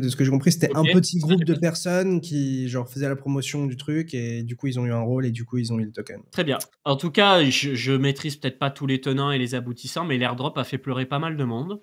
Techniquement, c'est intéressant. Est-ce que ce sera suffisant? Je sais pas. Mais c'est un... Ou un L2 déjà, je sais même plus. C'est un L1 basé sur Cosmos. Donc, ils ont forqué le Cosmos SDK pour mettre de l'EVM parallèle par-dessus pour avoir un peu de performance. C'est-à-dire c'est une galère pour Bridge à y aller déjà, non? Bah, c'est comme Cosmos, quoi. Tu sais, c'est IBC. Tu utilises un wallet Kepler et puis voilà. Enfin, non, je crois que comme c'est EVM, tu peux mettre MetaMask. Hein. Tu dois avoir les deux. Tu dois avoir MetaMask et tu dois avoir Kepler. J'ai un peu peur que ça fasse juste une blast bis, quoi. Mais après, ils ont des gros backers. J'ai vu des gens assez intelligents en parler. Mais ouais, bah en fait, Kobe, il a... Les gars, quand je vais pas parler d'Hyperliquid, les gens en parlent.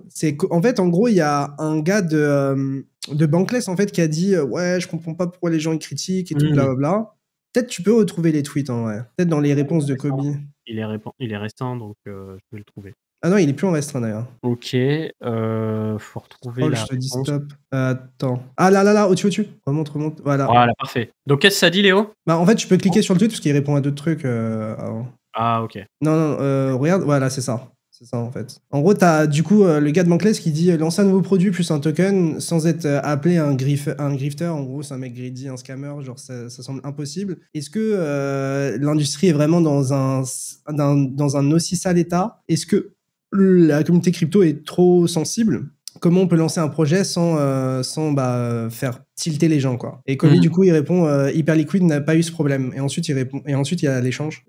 Il dit Hyperliquid, au-dessus, il dit Hyperliquid n'est pas un playbook, donc c'est pas quelque chose qui est réplicable facilement. Et Kobe, il a dit crée quelque chose qui fonctionne qui fonctionne bien n'est pas quelque chose de simple. Et c'est pas supposé être simple de lancer quelque chose qui vaut des dizaines de milliards de dollars du jour au lendemain, quoi.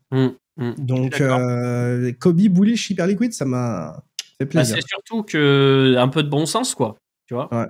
Toujours pareil, c'est au lieu de se dire bon bah GG les gars, vous avez compris un truc et on s'inspire. Bah non, c'est le marché qui a pas compris, c'est le marché. En fait, le problème, c'est que je vois ce qu'il veut dire. Non, c'est peu réplicable. En fait, le truc, c'est que Berachain, ça fait, je pense, facilement 2 ou 3 ans que le projet existe en backstage, qu'ils ont levé des sous, qu'ils ont eu des gens qui sont impliqués, etc.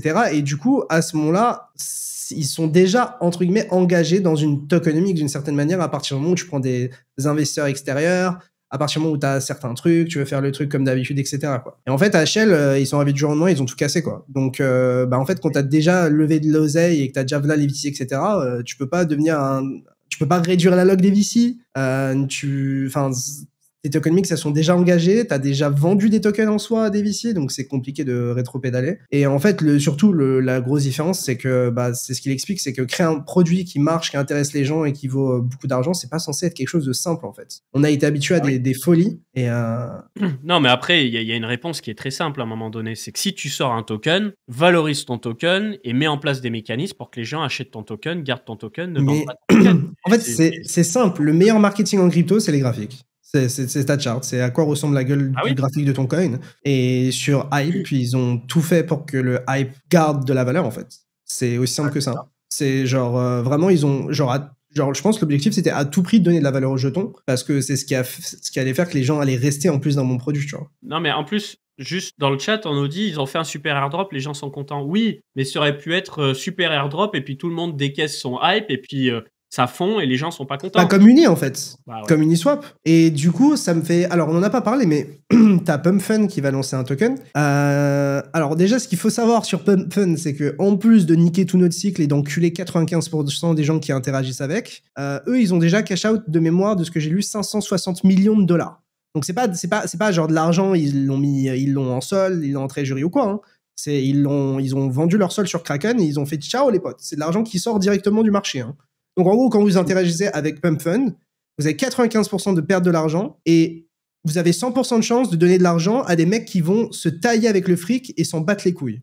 Et là, maintenant, on nous dit que ces mecs-là vont lancer un jeton. Alors, on en a entendu des trucs, mais vas-y, ok, très bien. Je pense que si PumpFun, il n'y a pas un fee switch ou un truc qui est lié au revenu dedans, je les insulte en majuscule sur Twitter.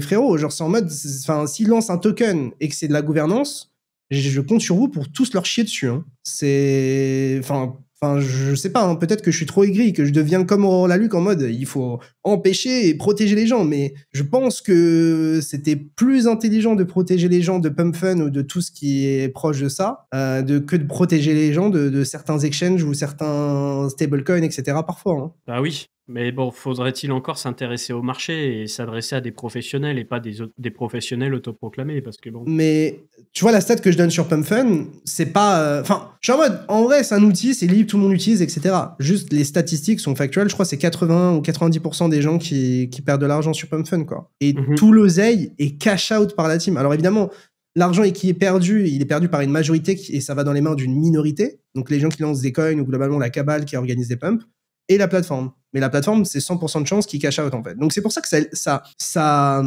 dégoûte un peu, parce que, en fait, s'ils avaient fait un produit qui apportait vraiment de la valeur aux gens et que c'était vraiment utile et que c'était positif, ok, tu vois. Genre, ils prennent leur oseille, ils sortent de l'argent du marché. En vrai, je m'en fous un peu, tu vois. Mais le fait que, en vrai, je pense qu'ils font plus de mal que de bien et qu'en plus de ça, ils essayent d'abuser, en fait, du bail. Après, tu me diras, ça marche, hein, y a de la demande, donc les gens restent. En vrai, je comprends. Hein. Mais... moi juste ça me dégoûte, tu vois. Enfin, je sais pas, en soi c'est un outil, tout le monde l'utilise, personne n'est forcé de l'utiliser, tu vois. Mais c'est juste, est-ce qu'on pour autant on doit soutenir ces trucs là ou en parler positivement? Moi j'ai mon avis là. C'est bien que tu reparles de ça. Alors je suis désolé Léo, micro-FUD ton bag. Non, je suis pas FUD, mais je vais expliquer ce que j'ai appris en lisant le white paper de Movement. En fait, Movement, ils nous font une polygone bis. C'est-à-dire qu'ils arrivent en comprenant un besoin et en répondant à ce besoin, mais qui se jouent alliés d'Ethereum alors qu'ils ne le sont pas tant que ça. En fait, ils se disent, en gros, le white paper, c'est il y a des optimistic roll-up, il y a des validity roll-up, Zk roll-up, et dans les deux cas, bon, il y a des trucs bien d'un côté, il y a des trucs moins bien de l'autre. On n'est pas satisfait, nous on veut le meilleur des deux mondes, donc on va vous proposer un fast finality, comment ils appellent ça, ouais, fast finality settlement. On parle de movement juste, les gars, pour être clair là. Ouais. C'est écrit partout, mais je préfère préciser. Il fude pas mon bag hype. Voilà. Et il a le droit de le fud, hein. Les gars, vous avez le droit de fud autant que vous voulez. Hein. Franchement, Il y a pas de souci. Et donc, en fait, c'est juste que, au final, ça se vend un peu comme un layer 2 avec le langage Move, alors qu'en fait, au final, c'est un layer 1 qui vient settle un peu sur Ethereum, mais surtout settle sur des aldiers comme Eigen, etc. Au final, Ethereum, c'est juste histoire de le dire et de s'attirer un petit peu les faveurs du marché. Et je pense qu'il y a des gens qui l'ont compris que très récemment. Et mais est-ce que c'est pas comme HL, en vrai?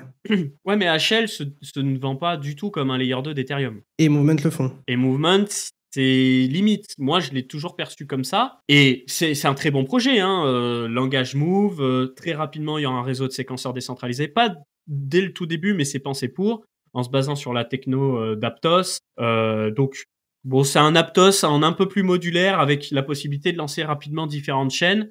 D'ailleurs, on sait que le fondateur de Mouvement a rencontré le fils de Trump, là. Et on sait aussi que la famille Trump, au travers de World Liberty Fee, ils ont acheté du mouvement. Donc, il y a peut-être un truc qui va se passer à ce niveau-là.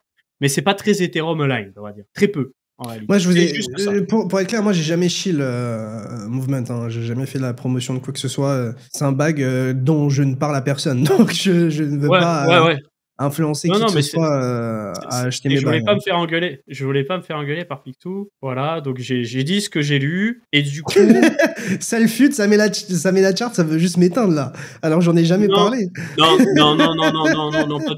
pas du tout. De toute façon, c'est les alts C'est les alts. Mais ouais, je pensais que c'était un petit peu plus aligné Ethereum que ça, voilà, simplement. Et donc pour revenir sur Starknet, résumé de ce que je vous disais tout à l'heure, on a Eli Ben Sasson, un des cofondateurs de Starknet, qui a fait un écrit pour nous dire que à très court terme, on aura entre 1000 et 2000 transactions par seconde constant sur Starknet, parce qu'ils vont améliorer la capacité avec Keronative.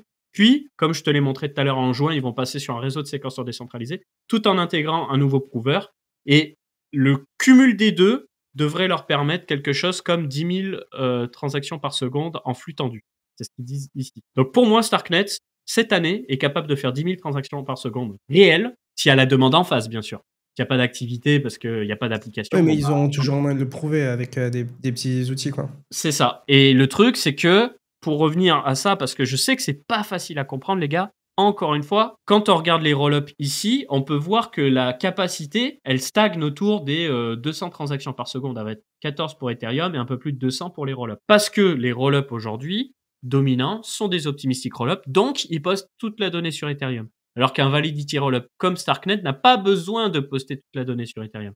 Donc, quand il y a quelques dizaines de transactions par seconde, ils peuvent tout envoyer. Quand on passe à 100, 1000, 5000, 10 000 transactions par seconde, ils peuvent compresser les données et stocker ces données compressées à des intervalles irréguliers sur Ethereum. Comme ça, on continue d'avoir des preuves qui sont stockées sur Ethereum, mais au niveau activité sur Starknet, c'est poussé à l'extrême. Donc, s'il y a des techos qui se disent, moi j'ai envie d'être aligné Ethereum et que j'ai envie d'avoir de la performance, pour moi, il n'y a aucun layer 2 aujourd'hui qui le fait aussi bien que ça. Parce que même MegaETH, tu vas quand même stocker des données sur Eigendy, et tu vois. Alors que là, le stockage, il reste sur Ethereum. Ouais, j'ai compris. Voilà. Capet qui fait de movement mon bag et qui shield son bag Stark. Tout va bien. C'est vrai. C'est la guerre des bags en live, les gars. Je peux pas contredire. Et petit point rapide sur Ultra. Donc Ultra, je vais faire très court. L'ancienne direction, elle est en retrait. Donc David, Nicolas, on les verra quasiment plus à la caméra, on va dire, à faire des grands effets d'annonce. Ils vont rester concentrés sur le jeu, la finance, les développements, etc.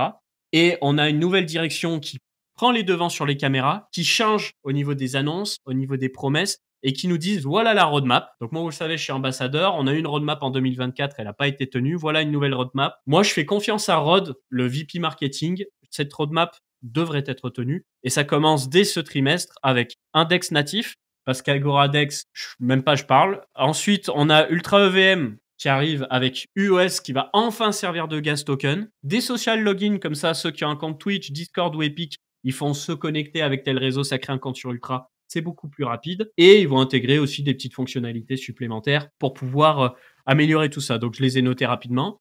Ils ont aussi teasé le fait qu'il y aura des cartes cadeaux dans les magasins comme des cartes PSN, Xbox et GOG. Ça va leur permettre de toucher beaucoup plus de normies. Ils ont fait un partenariat avec Thomson Computing qui va leur permettre dès le 3e trimestre 2025 d'avoir Ultra de préinstaller sur les PC qui seront vendus sur le marché et principalement sur le marché asiatique.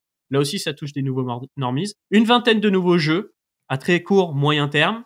Beaucoup plus de nouveaux jeux à long terme. Ce qu'il en est pour Ultra. Je vous ferai un petit live sur les nouveaux jeux qui sont sortis très prochainement. Question pour... Vas-y, oui. Vas-y, Léo, t'écoutes. Moi, je voulais demander au chat, qu'est-ce qui vous excite en ce moment en crypto? Qu'est-ce qui vous intéresse? Qu'est-ce que vous regardez le plus, etc. Parce que moi, j'ai mes biais, Capital et sien, on ne peut pas tout regarder. Quand je dis biais, c'est par défaut, on ne peut pas tout regarder. Donc, il y aura forcément des choses qu'on ne verra pas, auxquelles on ne pourra pas s'intéresser, etc. Et du coup... Alors, dans le chat, ça parle de Hyperfly, les dramas, Hype, Solana, Hype, Agent IA, ma meuf.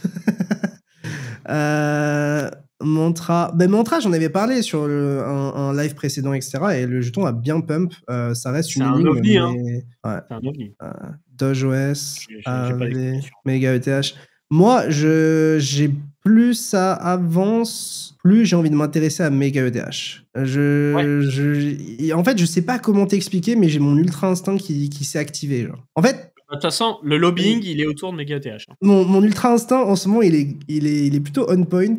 J'avais un pote qui devait faire une pre-sale, une public sale, et je lui dis non, là en ce moment je le sens pas. Il a pas in dans la public sale, et au final le truc a pas du tout sold out. Et mon ultra instinct m'a dit pour Hype, maintenant mon ultra instinct me dit Mega ETH, attention, il y a quand même des gigabrains. Et si on veut croire à Ethereum qui baisse tout, je pense que Mega ETH fait partie de la formule. Je sais pas si tu je suis d'accord avec toi. Alors, je suis d'accord avec il y a quelqu'un qui demande un résumé de Mega ETH, si jamais. Ouais, bien sûr. Très simple. Ils veulent quoi, les gens? Ils veulent de la performance à outrance. Et en fait, à part les cyberpunk et les idéologistes, la décentralisation, les gens s'en branlent. Mais c'est pas parce que les gens s'en branlent qu'on peut pas en mettre. Donc, il va y avoir un compromis. C'est-à-dire que Mega ETH, au lieu d'avoir un réseau de validateurs ou un réseau de séquenceurs, ils auront en fait des validateurs très puissants qui vont gérer la charge, donc ils seront capables d'avoir plus de 10 000 transactions par seconde en flux tendu. Et pour ce qui est de la sécurité économique, ils passent par EigenLayer, donc ça reste l'Ether qui est stacké. Et pour ce qui est des données, parce qu'on l'a vu plus tôt dans cette émission, tu peux pas toquer toutes les données sur Ethereum avec 10 000 transactions par seconde, la bande passante elle est pas là. Eh bien, on va stocker une grosse partie des données sur EigenDA. Il faut voir un petit peu comme une couche alternative pour le stockage de données à très haute vitesse, qui est assez aligné avec Ethereum. Donc, en gros, c'est pas stocké nativement sur Ethereum, mais c'est assez aligné avec Ethereum. Mais... Donc, voilà. Le gros taf, c'est aussi la parallélisation, non? Sur Mega ETH. Mais tout le monde peut faire de la parallélisation. Ouais, mais dans les validateurs, dans le fonctionnement de Mega ETH, moi, j'avais compris que c'était genre vraiment très focus parallélisation, contrairement à plein d'autres... tous les L2 sur le marché. Sur les L2 du marché, actuellement, il y a pas du tout ça. Et la parallélisation, c'est ce qui a fait péter aussi Solana, non? Oui, alors, la réalité, c'est qu'une bonne partie... Non, mais pas du tout. C'est qu'en fait, la réalité, c'est qu'une bonne partie des layers 2 où il y a de l'activité sont basés sur le client d'exécution RETH de Paradigm. Ces layers 2, comme tu le vois, ils postent les données sur Ethereum, pas sur Celestia ou EigenDA. Base pourrait être beaucoup plus puissant. Je pense que Base, aujourd'hui, est capable de faire largement plus de 1000 transactions par seconde. C'est juste que ils veulent pas stocker des données sur un Celestia ou machin pour se prendre le retour de bâton dans le bec. Tu vois, il y a une idéologie politique. Alors que Mega ETH, ils assument le fait d'utiliser EigenDA. Et aujourd'hui, on n'a aucun projet qui exploite la bande passante d'EigenDA à outrance. Mega ETH va ouvrir le bal, en fait. Et cette vision-là, elle est d'une certaine manière validée par Vitalik, qui a lui-même investi dans le projet aussi. Avec Joseph Lubin de... Enfin, moi aussi, je suis investisseur de Mega ETH, pour être tout à fait clair avec vous. Mais j'ai investi aux mêmes conditions que Vitalik, Joseph Lubin et d'autres, parce que je suis passé par Echo, dont on vous a parlé maintes et maintes fois, et du coup, j'ai pu investir comme tout le monde, juste pour être très clair. Pour le coup, c'était une public sale pour les gens qui étaient inscrits sur Echo. qui avait fait le KYC, etc. Sous Network, c'est la même veine que MegaETH, hein. C'est aussi basé sur EigenDA. Et justement, de Mais ce que c'est je la comprends, SVM, non? Non, c'est pas la. ouais, c'est la machine virtuelle de Solana. Parce qu'en fait, là, Et ça en va gros, pas ce changer grand-chose. qu'on explique, c'est que en fait, il y a plein d'L2 ou L1 qui vont sortir avec des machines virtuelles différentes et des techniques différentes. Et toutes ces solutions promettent plus de transactions par seconde en étant EVM compatible ou compatible Solana, pour faire très simple. Et en stockant une partie des données en dehors d'Ethereum et pas Ouais. tout sur Ethereum. Et bah du coup, il va falloir assumer et il va falloir que les gens qui nous chill Ethereum 24 heures sur 24 ferment un peu les yeux dessus et nous disent ouais, c'est pas si mal parce que EigenDA c'est quand même aligné Ethereum. On a aussi Atlas dont on entend moins parler. Il y a Atlas, des gens bien au courant dans le chat. Il y a des gens très au courant. Bah, sur Echo, moi j'ai investi à 200 millions de valorisation ouais, sur ouais, d'accord. MegaETH. Donc, 1 milliard de valo, j'y crois pas. Mais 20 milliards? ils sont bons. Moi, je Ouais, pense que ce sera au-dessus de 10-15, hein, honnêtement. je pense pas. Bah, en soi, Ça peut y aller, mais ça sortira pas cette valo là. En FDV, si, je pense. Je pense pas. Je te le souhaite, hein, frérot. On prend le pari? On peut prendre le pari. Paris d'amis. Ouais, avec Moi, plaisir. je pense au-dessus de 10 milliards, 100%. Mais peut-être que je suis le fou du bus. Parce que tu sais que Movement, c'est quand même sorti à. Genre, c'est sorti genre à 8 milliards, 8-9 milliards, et ça top là récemment à 14 milliards de FDV. Hein. C'est vrai, c'est vrai. Je peux pas te l'enlever. Je ne peux pas te l'enlever. D'ailleurs, Ah oui, FDV, pardon. J'ai pas le graphique de la FDV. Et Atlas, c'est un peu la même logique aussi, hein, de ce que je comprends. C'est un L2 avec la machine virtuelle de Solana. Je sais pas si c'est basé sur EigenDA ou autre chose par contre, mais aussi à surveiller. Et il va y en avoir plein des comme ça. Et là, on nous annonce un block time de 50 minutes. Voilà pour les fondamentaux, les potes. Mais hein. en tout cas, aussi. très intéressant. Ouais. Solayer aussi, peut-être tu voulais en parler, parce qu'en fait, ça arrive prochainement. Là aussi, j'ai aussi investi, pour être très clair avec vous. Moi aussi. En Capet public aussi. et en privé. Donc, Voilà. peut-être je voulais faire un mini récap. Enfin, je dis, enfin, on parle pas de Solayer parce qu'on est investisseur, on en parle parce que là, ça arrive très prochainement et c'est le truc hype, hein, c'est l'actualité, hein, pour être clair. Ouais, c'est ça. Bah en fait, Solayer qui arrive, c'est MegaETH encore plus poussé à l'extrême. Je vous ai fait une vidéo pour en parler, hein, d'ailleurs. Coin Academy, Solayer, si vous voulez avoir une explication. Mais en gros, voilà, c'est encore plus poussé que MegaETH dans le sens où là, on pousse encore plus le hardware et les possibilités pour avoir le plus de performance possible. Ils ont annoncé un token, du coup, qui sera dans un premier temps un token de gouvernance, mais aussi un token de gaz. Et il servirait aussi à la décentralisation du protocole, de ce que je comprends. Mais en gros, c'est un L1 qui est sur la Solana Virtual Machine, pour faire ça. Ouais, voilà, pardon. Je compare à mais c'est effectivement un L1. Enfin, c'est un L1 qui se veut idéologiquement un point L2 de Solana. Ouais, c'est un peu un fallback de Solana si jamais ça. Enfin, c'est un fallback pour moi un peu, non? Ouais, ouais. Même si ça pourrait être. En fait, la question c'est est-ce que si Firedancer réussit pleinement, est-ce qu'on aurait besoin de Solayer en fait? Ah mais oui, parce que Solayer, même avec Firedancer, tu multiplies par 10 voire 100 les performances par rapport à Solana. Ok. Donc, et surtout la latence, parce que Solana aura toujours cette limite de aujourd'hui 400 millisecondes par bloc, et je pense que ça va descendre à 300, puis ça va descendre à 200, mais ça sera pas plus bas. Il y a un mec qui l'a dit MegaETH, ça a l'air complètement claqué, je viens de voir le site. En vrai, toi, t'as l'air dans la crypto, toi. Toi.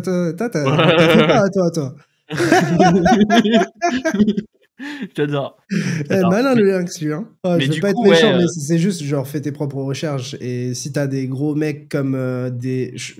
En gros, il y a tous les plus gros VC, tous les plus gros builders, il y a Vitalik, il y a tous ces gens-là. Beaucoup de gens le voient comme l'avenir d'Ethereum, donc j'irai pas dire que le site il est claqué, donc je m'y intéresse pas, quoi. Genre, je pense que jette un coup d'œil, quoi. Renseigne-toi. Voilà. Mais du coup, Solayer, pour moi, ce serait... Si la promesse est exécutée correctement, ce sera à des années-lumière de tout ce qui existe déjà en termes de performance, de latence, etc. Après, MegaETH, ce sera très bon. Hein. Donc déjà, niveau bande passante, ça va ouvrir beaucoup de possibilités. Et là, c'est encore un cran au-dessus, parce qu'on aura des niveaux de latence gigantesquement bas. Mais c'est une preuve papier, moi je veux voir. Voilà. Donc, il y a un airdrop pour ceux qui ont utilisé le protocole de restaking. Moi, je sais que je suis éligible et que je vais pouvoir commander la petite carte bancaire Solayer. Elle s'appelle Emerald. Je sais plus si c'est le Emerald. Mais on a fait d'airdrop dessus il y a un petit moment, pour être clair. Ok, je sais même pas. On va taper airdrop Solayer. Oh là là là là là là là. Il y a tout, hein. Il y a tout, hein. Et qu'est-ce qui charge vite ce site quand on est déconnecté du WordPress? Ouais, frérot, c'est pour ça que je te disais, faut se déco. Tu profites vraiment du site. Voilà. Donc, en résumé, des protocoles où ça va pulser niveau performance. Parce que, en fait, là, on est sur la branlette des transactions par seconde, mais on est toujours à peu près au même niveau de latence, 200 millisecondes, machin. Là, on va avoir des applications vraiment en temps réel, donc ça va être cool niveau usage en fait. Très impatient de voir ça. Surtout si on connecte IBC dessus et qu'on n'est plus sur des bridges bizarres là, et que tu as des wallets qui intègrent IBC mieux que Kepler, parce que Kepler, on sauvegarde.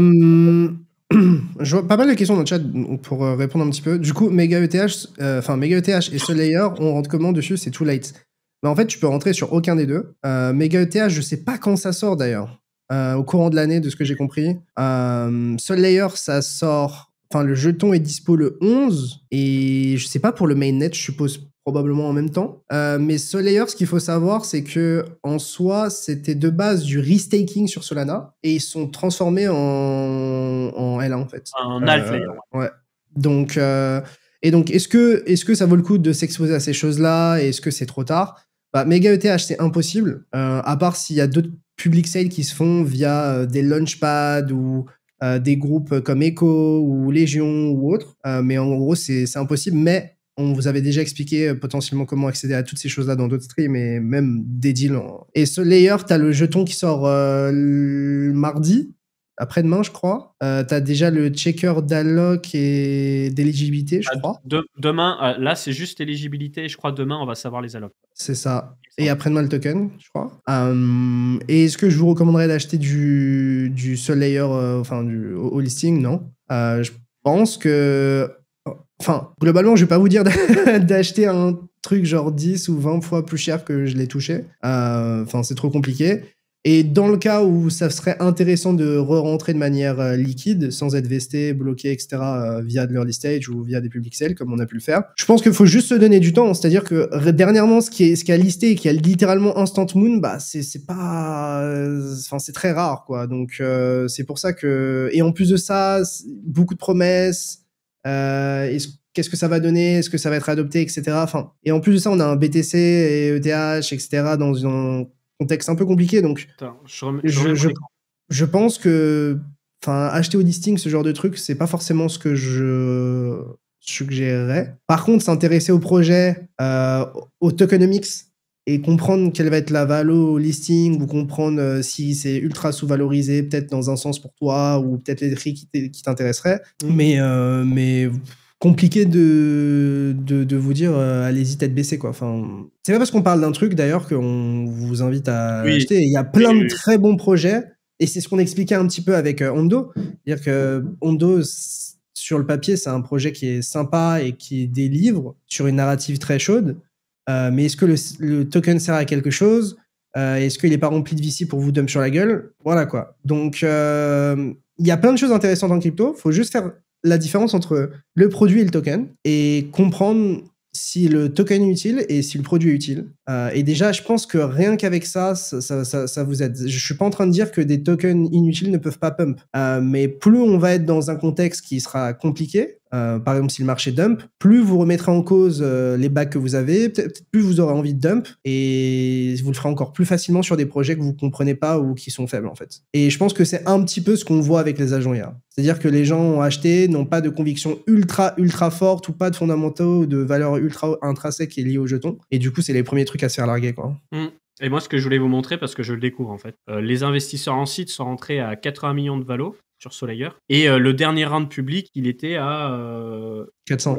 Souris qui a plus de batterie. Public, il est à 350. Ouais, 350. Excusez-moi, j'ai plus de batterie dans la... Moi, je pense que ça va sortir entre 2,5 et 5 milliards de FDV. Quelque chose comme ça. D'ailleurs, il y a Anatoly dans ce que tu montrais. Ok. Ouais, j'ai même pas fait gaffe. Donc faites vos jeux, mais il y en a qui vont manger Gucci parce que s'ils sont rentrés à 80 millions et que ça monte par exemple à 1,6 million, 1,6 milliard, ils sont déjà en x20. Je suis mort. Voilà. On essaie d'être transparent avec vous. On essaie d'être honnête. Mais à chaque fois qu'on est investi dans un truc, on le dit, hein. Tout le temps. Et à chaque fois, c'est pas une recommandation d'achat ou quoi que ce soit. Je pense qu'on essaye même plutôt de vous dissuader. Et que ici, on est plutôt Bitcoin Maxi que je sais pas. Enfin, moi, je deviens plutôt large cap maxi que small cap, mid cap altcoin maxi, quoi. Moi aussi. Après, c'est un peu à la mode de dire ça en ce moment, quoi. Mais... Bah, disons qu'on a besoin d'un nouveau souffle sur les tokenomics, d'un truc où les gens ils disent ah on va de l'avant. Ouais. Ça a été le cas avec Hyperliquid parce qu'en fait ils ont arrosé tout le monde, il n'y a pas de VC donc il n'y a pas de pression vendeuse. Ceux qui devaient vendre vendent, mais c'est rare. Et en vrai, moi, encore une fois, je le dis, hein, mais ce qui m'a sauvé, c'est de pas être dans trop de trucs, alors que on a de l'argent qui rentre constamment via les ETF dans 2 assets actuellement. Enfin, surtout BTC, un peu de TH, et puis comme moi j'expliquais un petit peu, pour moi, Hyperliquid, c'est le 3e asset qui a vraiment un ETF dans un sens où il n'a pas vraiment d'ETF, mais il a la force acheteuse d'un ETF d'altcoin, en gros. Même une force acheteuse plus forte que sur les ETF Ethereum, si tu l'annualises actuellement. Je sais pas te dire. Pas comme... Bah, on a fait rentrer 3 milliards de net inflow sur Ether, et ils ont 330 millions de dollars de treasury Hyperliquid, donc, qui viennent des fees. Donc, du coup, tu le sens comment, toi, marché, là? En vrai, bah déjà, si on regarde les 4 derniers jours en daily sur BTC, c'est... Le marché, c'est pas où il veut aller. Et après, moi, d'un point de vue graphique et tout, bah, en vrai, je peux montrer. Je vais montrer ça. On voit mon écran, non? On voit, ouais. Moi, en gros, ce qui m'intéresse, c'est qu'on tienne les EMA 9 et 18 en weekly, en fait. Historiquement, elles ont bien tenu, ça nous a donné des bons signaux. Donc moi, j'ai vraiment envie que ces EMA tiennent. J'ai envie qu'on fasse un higher low ici, par rapport à ce low, parce que ce low, il est plutôt bien né, dans le sens où c'est une sorte de déviation sous support, avec une chasse, si on regarde ici. On a chassé tout ça pour faire un bottom et repartir. Donc, si on prend ce low, c'est un peu terrifiant. Et attendez, je dégage le chat parce qu'il va vouloir éteindre l'ordi. Mais voilà, moi j'aimerais qu'on tienne ce lot d'un point de vue daily, mais aussi d'un point de vue weekly. Et sur BTC, je suis relativement confiant. Actuellement, je pense pas que ce lot va péter, honnêtement. Enfin, je pense pas qu'on pètera ce lot. Mais si on commence à le faire, en vrai, je suis un peu en mode sauf qui peut, quoi. Ça me fait un peu peur. Plus des fesses. Mais si, le marché est tellement faible. Enfin, genre ça, c'est le graphique. La capitalisation des altcoins. Ça, c'est le graphique de BTC. Genre là, en soi, on défend la tendance long terme, hebdomadaire, mensuel, tout ce que vous voulez, puisqu'en fait, la tendance, elle est haussière, à faire des creux de plus en plus haut et des sommets de plus en plus haut. Mais je veux vraiment pas voir le marché perdre ce lot ici, parce que ça voudrait dire qu'on casse une dynamique limite long terme sur les altcoins, alors que BTC a fait un ATH et en découverte de prix plus ou moins. Donc ça, c'est vraiment effrayant. Si tu prends le marché au global en incluant BTC, on a juste retester les 38% de retracement de la hausse récente, plus le dernier ATH, plus on est toujours sur les EMA. Donc en soi, pour l'instant, c'est juste une petite correction, mais quelque chose qui est relativement sain. Sachant qu'on a eu une hausse qui était vraiment verticale, super violente d'un coup. On n'a pas retesté beaucoup de prix, donc c'est pas très étonnant. Donc sur le total, je dirais RAS. Par contre, sur les altcoins, c'est un peu terrifiant. Sur BTC plus Ether, en vrai, ça tient. Et en fait, c'est plutôt la TradFi qui est intéressante à surveiller. Et si tu regardes la TradFi, on range. Hein. On range sous ATH sur la TradFi. Sur le dollar, on a eu quelque chose d'assez bullish, puis... Enfin, en soi, le dollar va être très corrélé avec les décisions que Trump prend sur les taxes douanières. Donc, c'est un peu l'incertitude, mais idéalement, on voudrait voir un dollar qui baisse. Mais je sais pas si le contexte nous le permettra. Et après, moi, dans les trucs que je surveille, bah, il y a Ether aussi. Ether, techniquement, il est toujours en reload zone acheteuse, donc toujours dans la zone idéale pour défendre ses lots ici et les clôtures. Mais j'aurais bien aimé qu'en weekly, on clôture au-dessus de ce niveau-là, honnêtement. Et là, on est parti pour clôture en dessous, assez bas. Donc... clôture dans 4 heures, c'est ça? Ouais.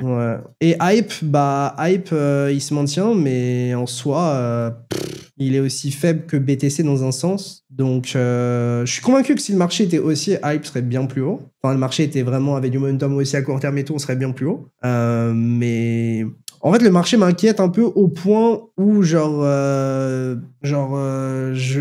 fais attention à tous les scénarios, y compris des scénarios où je devrais me désexposer du marché ou vendre mes hype et tout, tu vois. Genre, je suis pas marié au truc. Tout sortir et être prêt à ouais. la panique. On n'y est pas, tu vois. Mais moi, BTC, je veux absolument voir cette zone tenir. Parce qu'en fait, si on commence à perdre cette zone, c'est un peu effrayant, en fait. Enfin, c'est vraiment ça qui est effrayant, sachant que Ether est vraiment faible. T'as pas envie de voir un BTC faible alors qu'Ether est vraiment faible par rapport à BTC. Et ETH lead en soi toutes les altcoins, y compris Hype en vrai aussi, d'une certaine manière. Donc, franchement, tout ce que je regarde en vrai, c'est BTC. Parce que, en fait, j'ai l'impression que tout se joue là, en fait. Enfin, genre, ETH, j'aimerais bien avoir une analyse plus fine, mais ça va dépendre de si BTC marque son higher low et continue. Et Hype, c'est la même chose, en fait. Donc, en soi, pour moi, tout ce qui est à surveiller actuellement, c'est BTC. Et BTC, en soi, pour essayer de prendre de l'avance, techniquement, t'aimes bien surveiller le S&P. Et le S&P, il est sous ATH, il range, je sais pas trop où il veut aller avec les décisions de Trump. Donc, prendre des décisions... Genre, moi, j'ai l'impression que c'est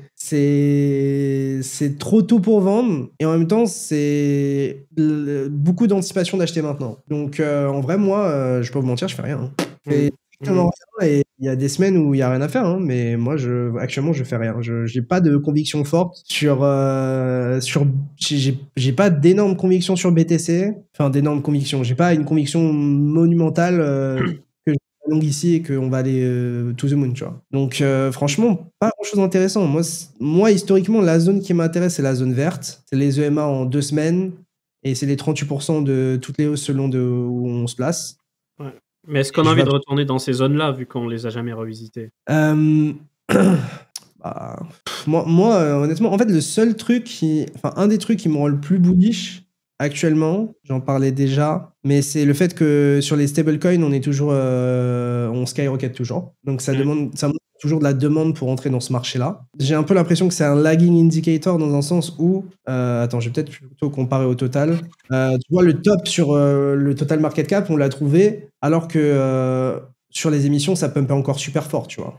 Donc, mais sur les bottoms, c'était très intéressant. D'ailleurs, tu te souviens que moi, j'avais littéralement tweet le bottom des stablecoins ici, et du coup, je disais que c'était genre le bull market activated sur BTC et tout le reste. Mais pour l'instant, franchement, moi, j'ai deux biais. J'ai deux biais en dehors du prix, mais qui vont impacter le prix. Le biais négatif, il est géopolitique, c'est que Trump, bon, il y a les taxes douanières, machin, mais il y a aussi Gaza, tu vois. Et que là, son histoire de on veut sortir tous les Palestiniens, leur dire tu vas là, tu vas là, tu vas là, ça plaît pas du tout au monde arabe, tu vois, au Moyen-Orient et compagnie, et ça pue du cul. Ça, vraiment, ça pue du cul à mort. Mais comme d'hab, c'est juste qu'en ce moment, ça pue particulièrement du cul. Mais c'est un truc de baiser de faire ça, même. Genre, c'est tellement pro-Israël de faire ça. If I speak. Non, mais c'est genre vraiment, tu bouges, enfin, ouais. Genre, c'est comme si t'étais français, on te disait, vas-y, tu vas habiter en Belgique, là, c'est mieux, là. Bah, de toute façon, t'as vu la réponse de la France, hein. Bref, franchement, ça me fout la haine. Et pour le positif, c'est que je pense que les real world assets, si on a la TradeFi qui arrive avec ses gros sabots sur du Hondo, du Plume, du Ether, du Cosmos et compagnie, ça pourrait relancer le truc en mode, là, il y a de la grosse caillasse qui arrive et ça fait venir du sang frais institutionnel. En fait, c'est extrêmement dur d'être bearish sur les cryptos avec un Trump au pouvoir, tu vois. C'est, en fait, et en même temps, genre, les taux ne baissent pas, l'inflation ne baisse pas vraiment. Genre, genre la Fed est en mode on va probablement baisser moins les taux que prévu en 2025. Donc en fait, t'as à la fois genre un président pro-crypto avec un gouvernement pro-crypto et des entités qui vont réguler les cryptos qui sont pro-crypto. Donc c'est extrêmement bullish. Mais à la fois la macro qui impacte la finance traditionnelle et donc qui impacte aussi les cryptos parce qu'il y a plein d'investisseurs traditionnels en crypto et que bah, historiquement c'est un peu aussi eux qui dictent à quel point l'argent est cher à emprunter ou pas et donc à quel point on peut prendre du risque. Bah, en même temps de ce côté-là c'est moins bullish que ce à quoi on pouvait s'attendre. Donc en fait je suis hyper mitigé et du coup en fait le seul truc qui me permet de hold dans un environnement ultra mitigé où j'ai pas non plus de confirmation baissière ou quoi que ce soit, c'est de hold des choses qui font sens, des choses qui sont fortes et de le faire en spot. Et c'est pour ça que je suis surtout sur BTC, Hype et ETH. C'est parce que c'est les assets dans lesquels j'ai le plus de conviction et parce que je les hold en spot en fait. Donc du coup, je me sens pas à risque avec de la liquidation ou quoi que ce soit. Et je me dis que si le bull run doit continuer, il continuera fortement probablement sur BTC et probablement aussi fortement sur Hype et ETH.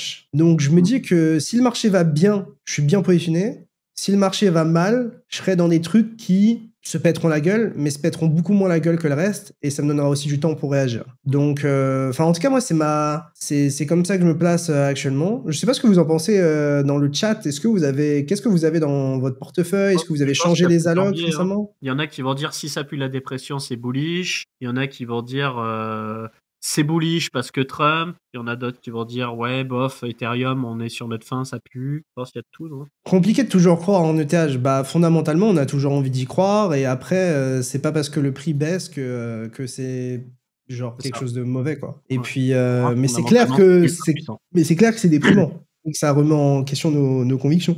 Mais en fait, j'aurais presque envie de dire que genre le mauvais point dans mon folio, c'est ETH. Ouais. Bah moi, j'aurais du fiat à le de vendre. côté. J'aurais du fiat de côté avec mes connaissances. Merci beaucoup, Crido, pour le sub. J'achèterais de l'Ether. C'est ça le truc. C'est que là, pour moi, fondamentalement, c'est un putain de banger. Et... Ouais, mais en fait, la question, c'est t'achèterais de l'Ether, mais est-ce que Hype ne va pas plus monter si jamais Ether est vraiment bull? Ah ouais, ça, c'est une autre histoire. Bah, du coup, c'est quand même, faut quand même le voir comme ça, tu vois. Ou est-ce que BTC ne va pas plus monter si Ether monte? Tu vois, j'en sais rien. Hein. Mais. Et encore une fois, je suis pas maxi hype dans le sens où, genre, moi, si le marché est pue, moi, je suis pro hyper liquide, mais je vendrai mes bagues. Hein. Je force à tout le monde. Hein. Parce que à chaque fois, on vous dit qu'il faut pas se marier avec vos bagues et qu'il faut se protéger du pire. C'est pas pour derrière être HL maxi et all coûte que coûte. Hein. Qu'on soit clair. Hein. Ouais. Bah écoute, de toute façon, je pense qu'on a bien déplié notre pensée sur cette émission.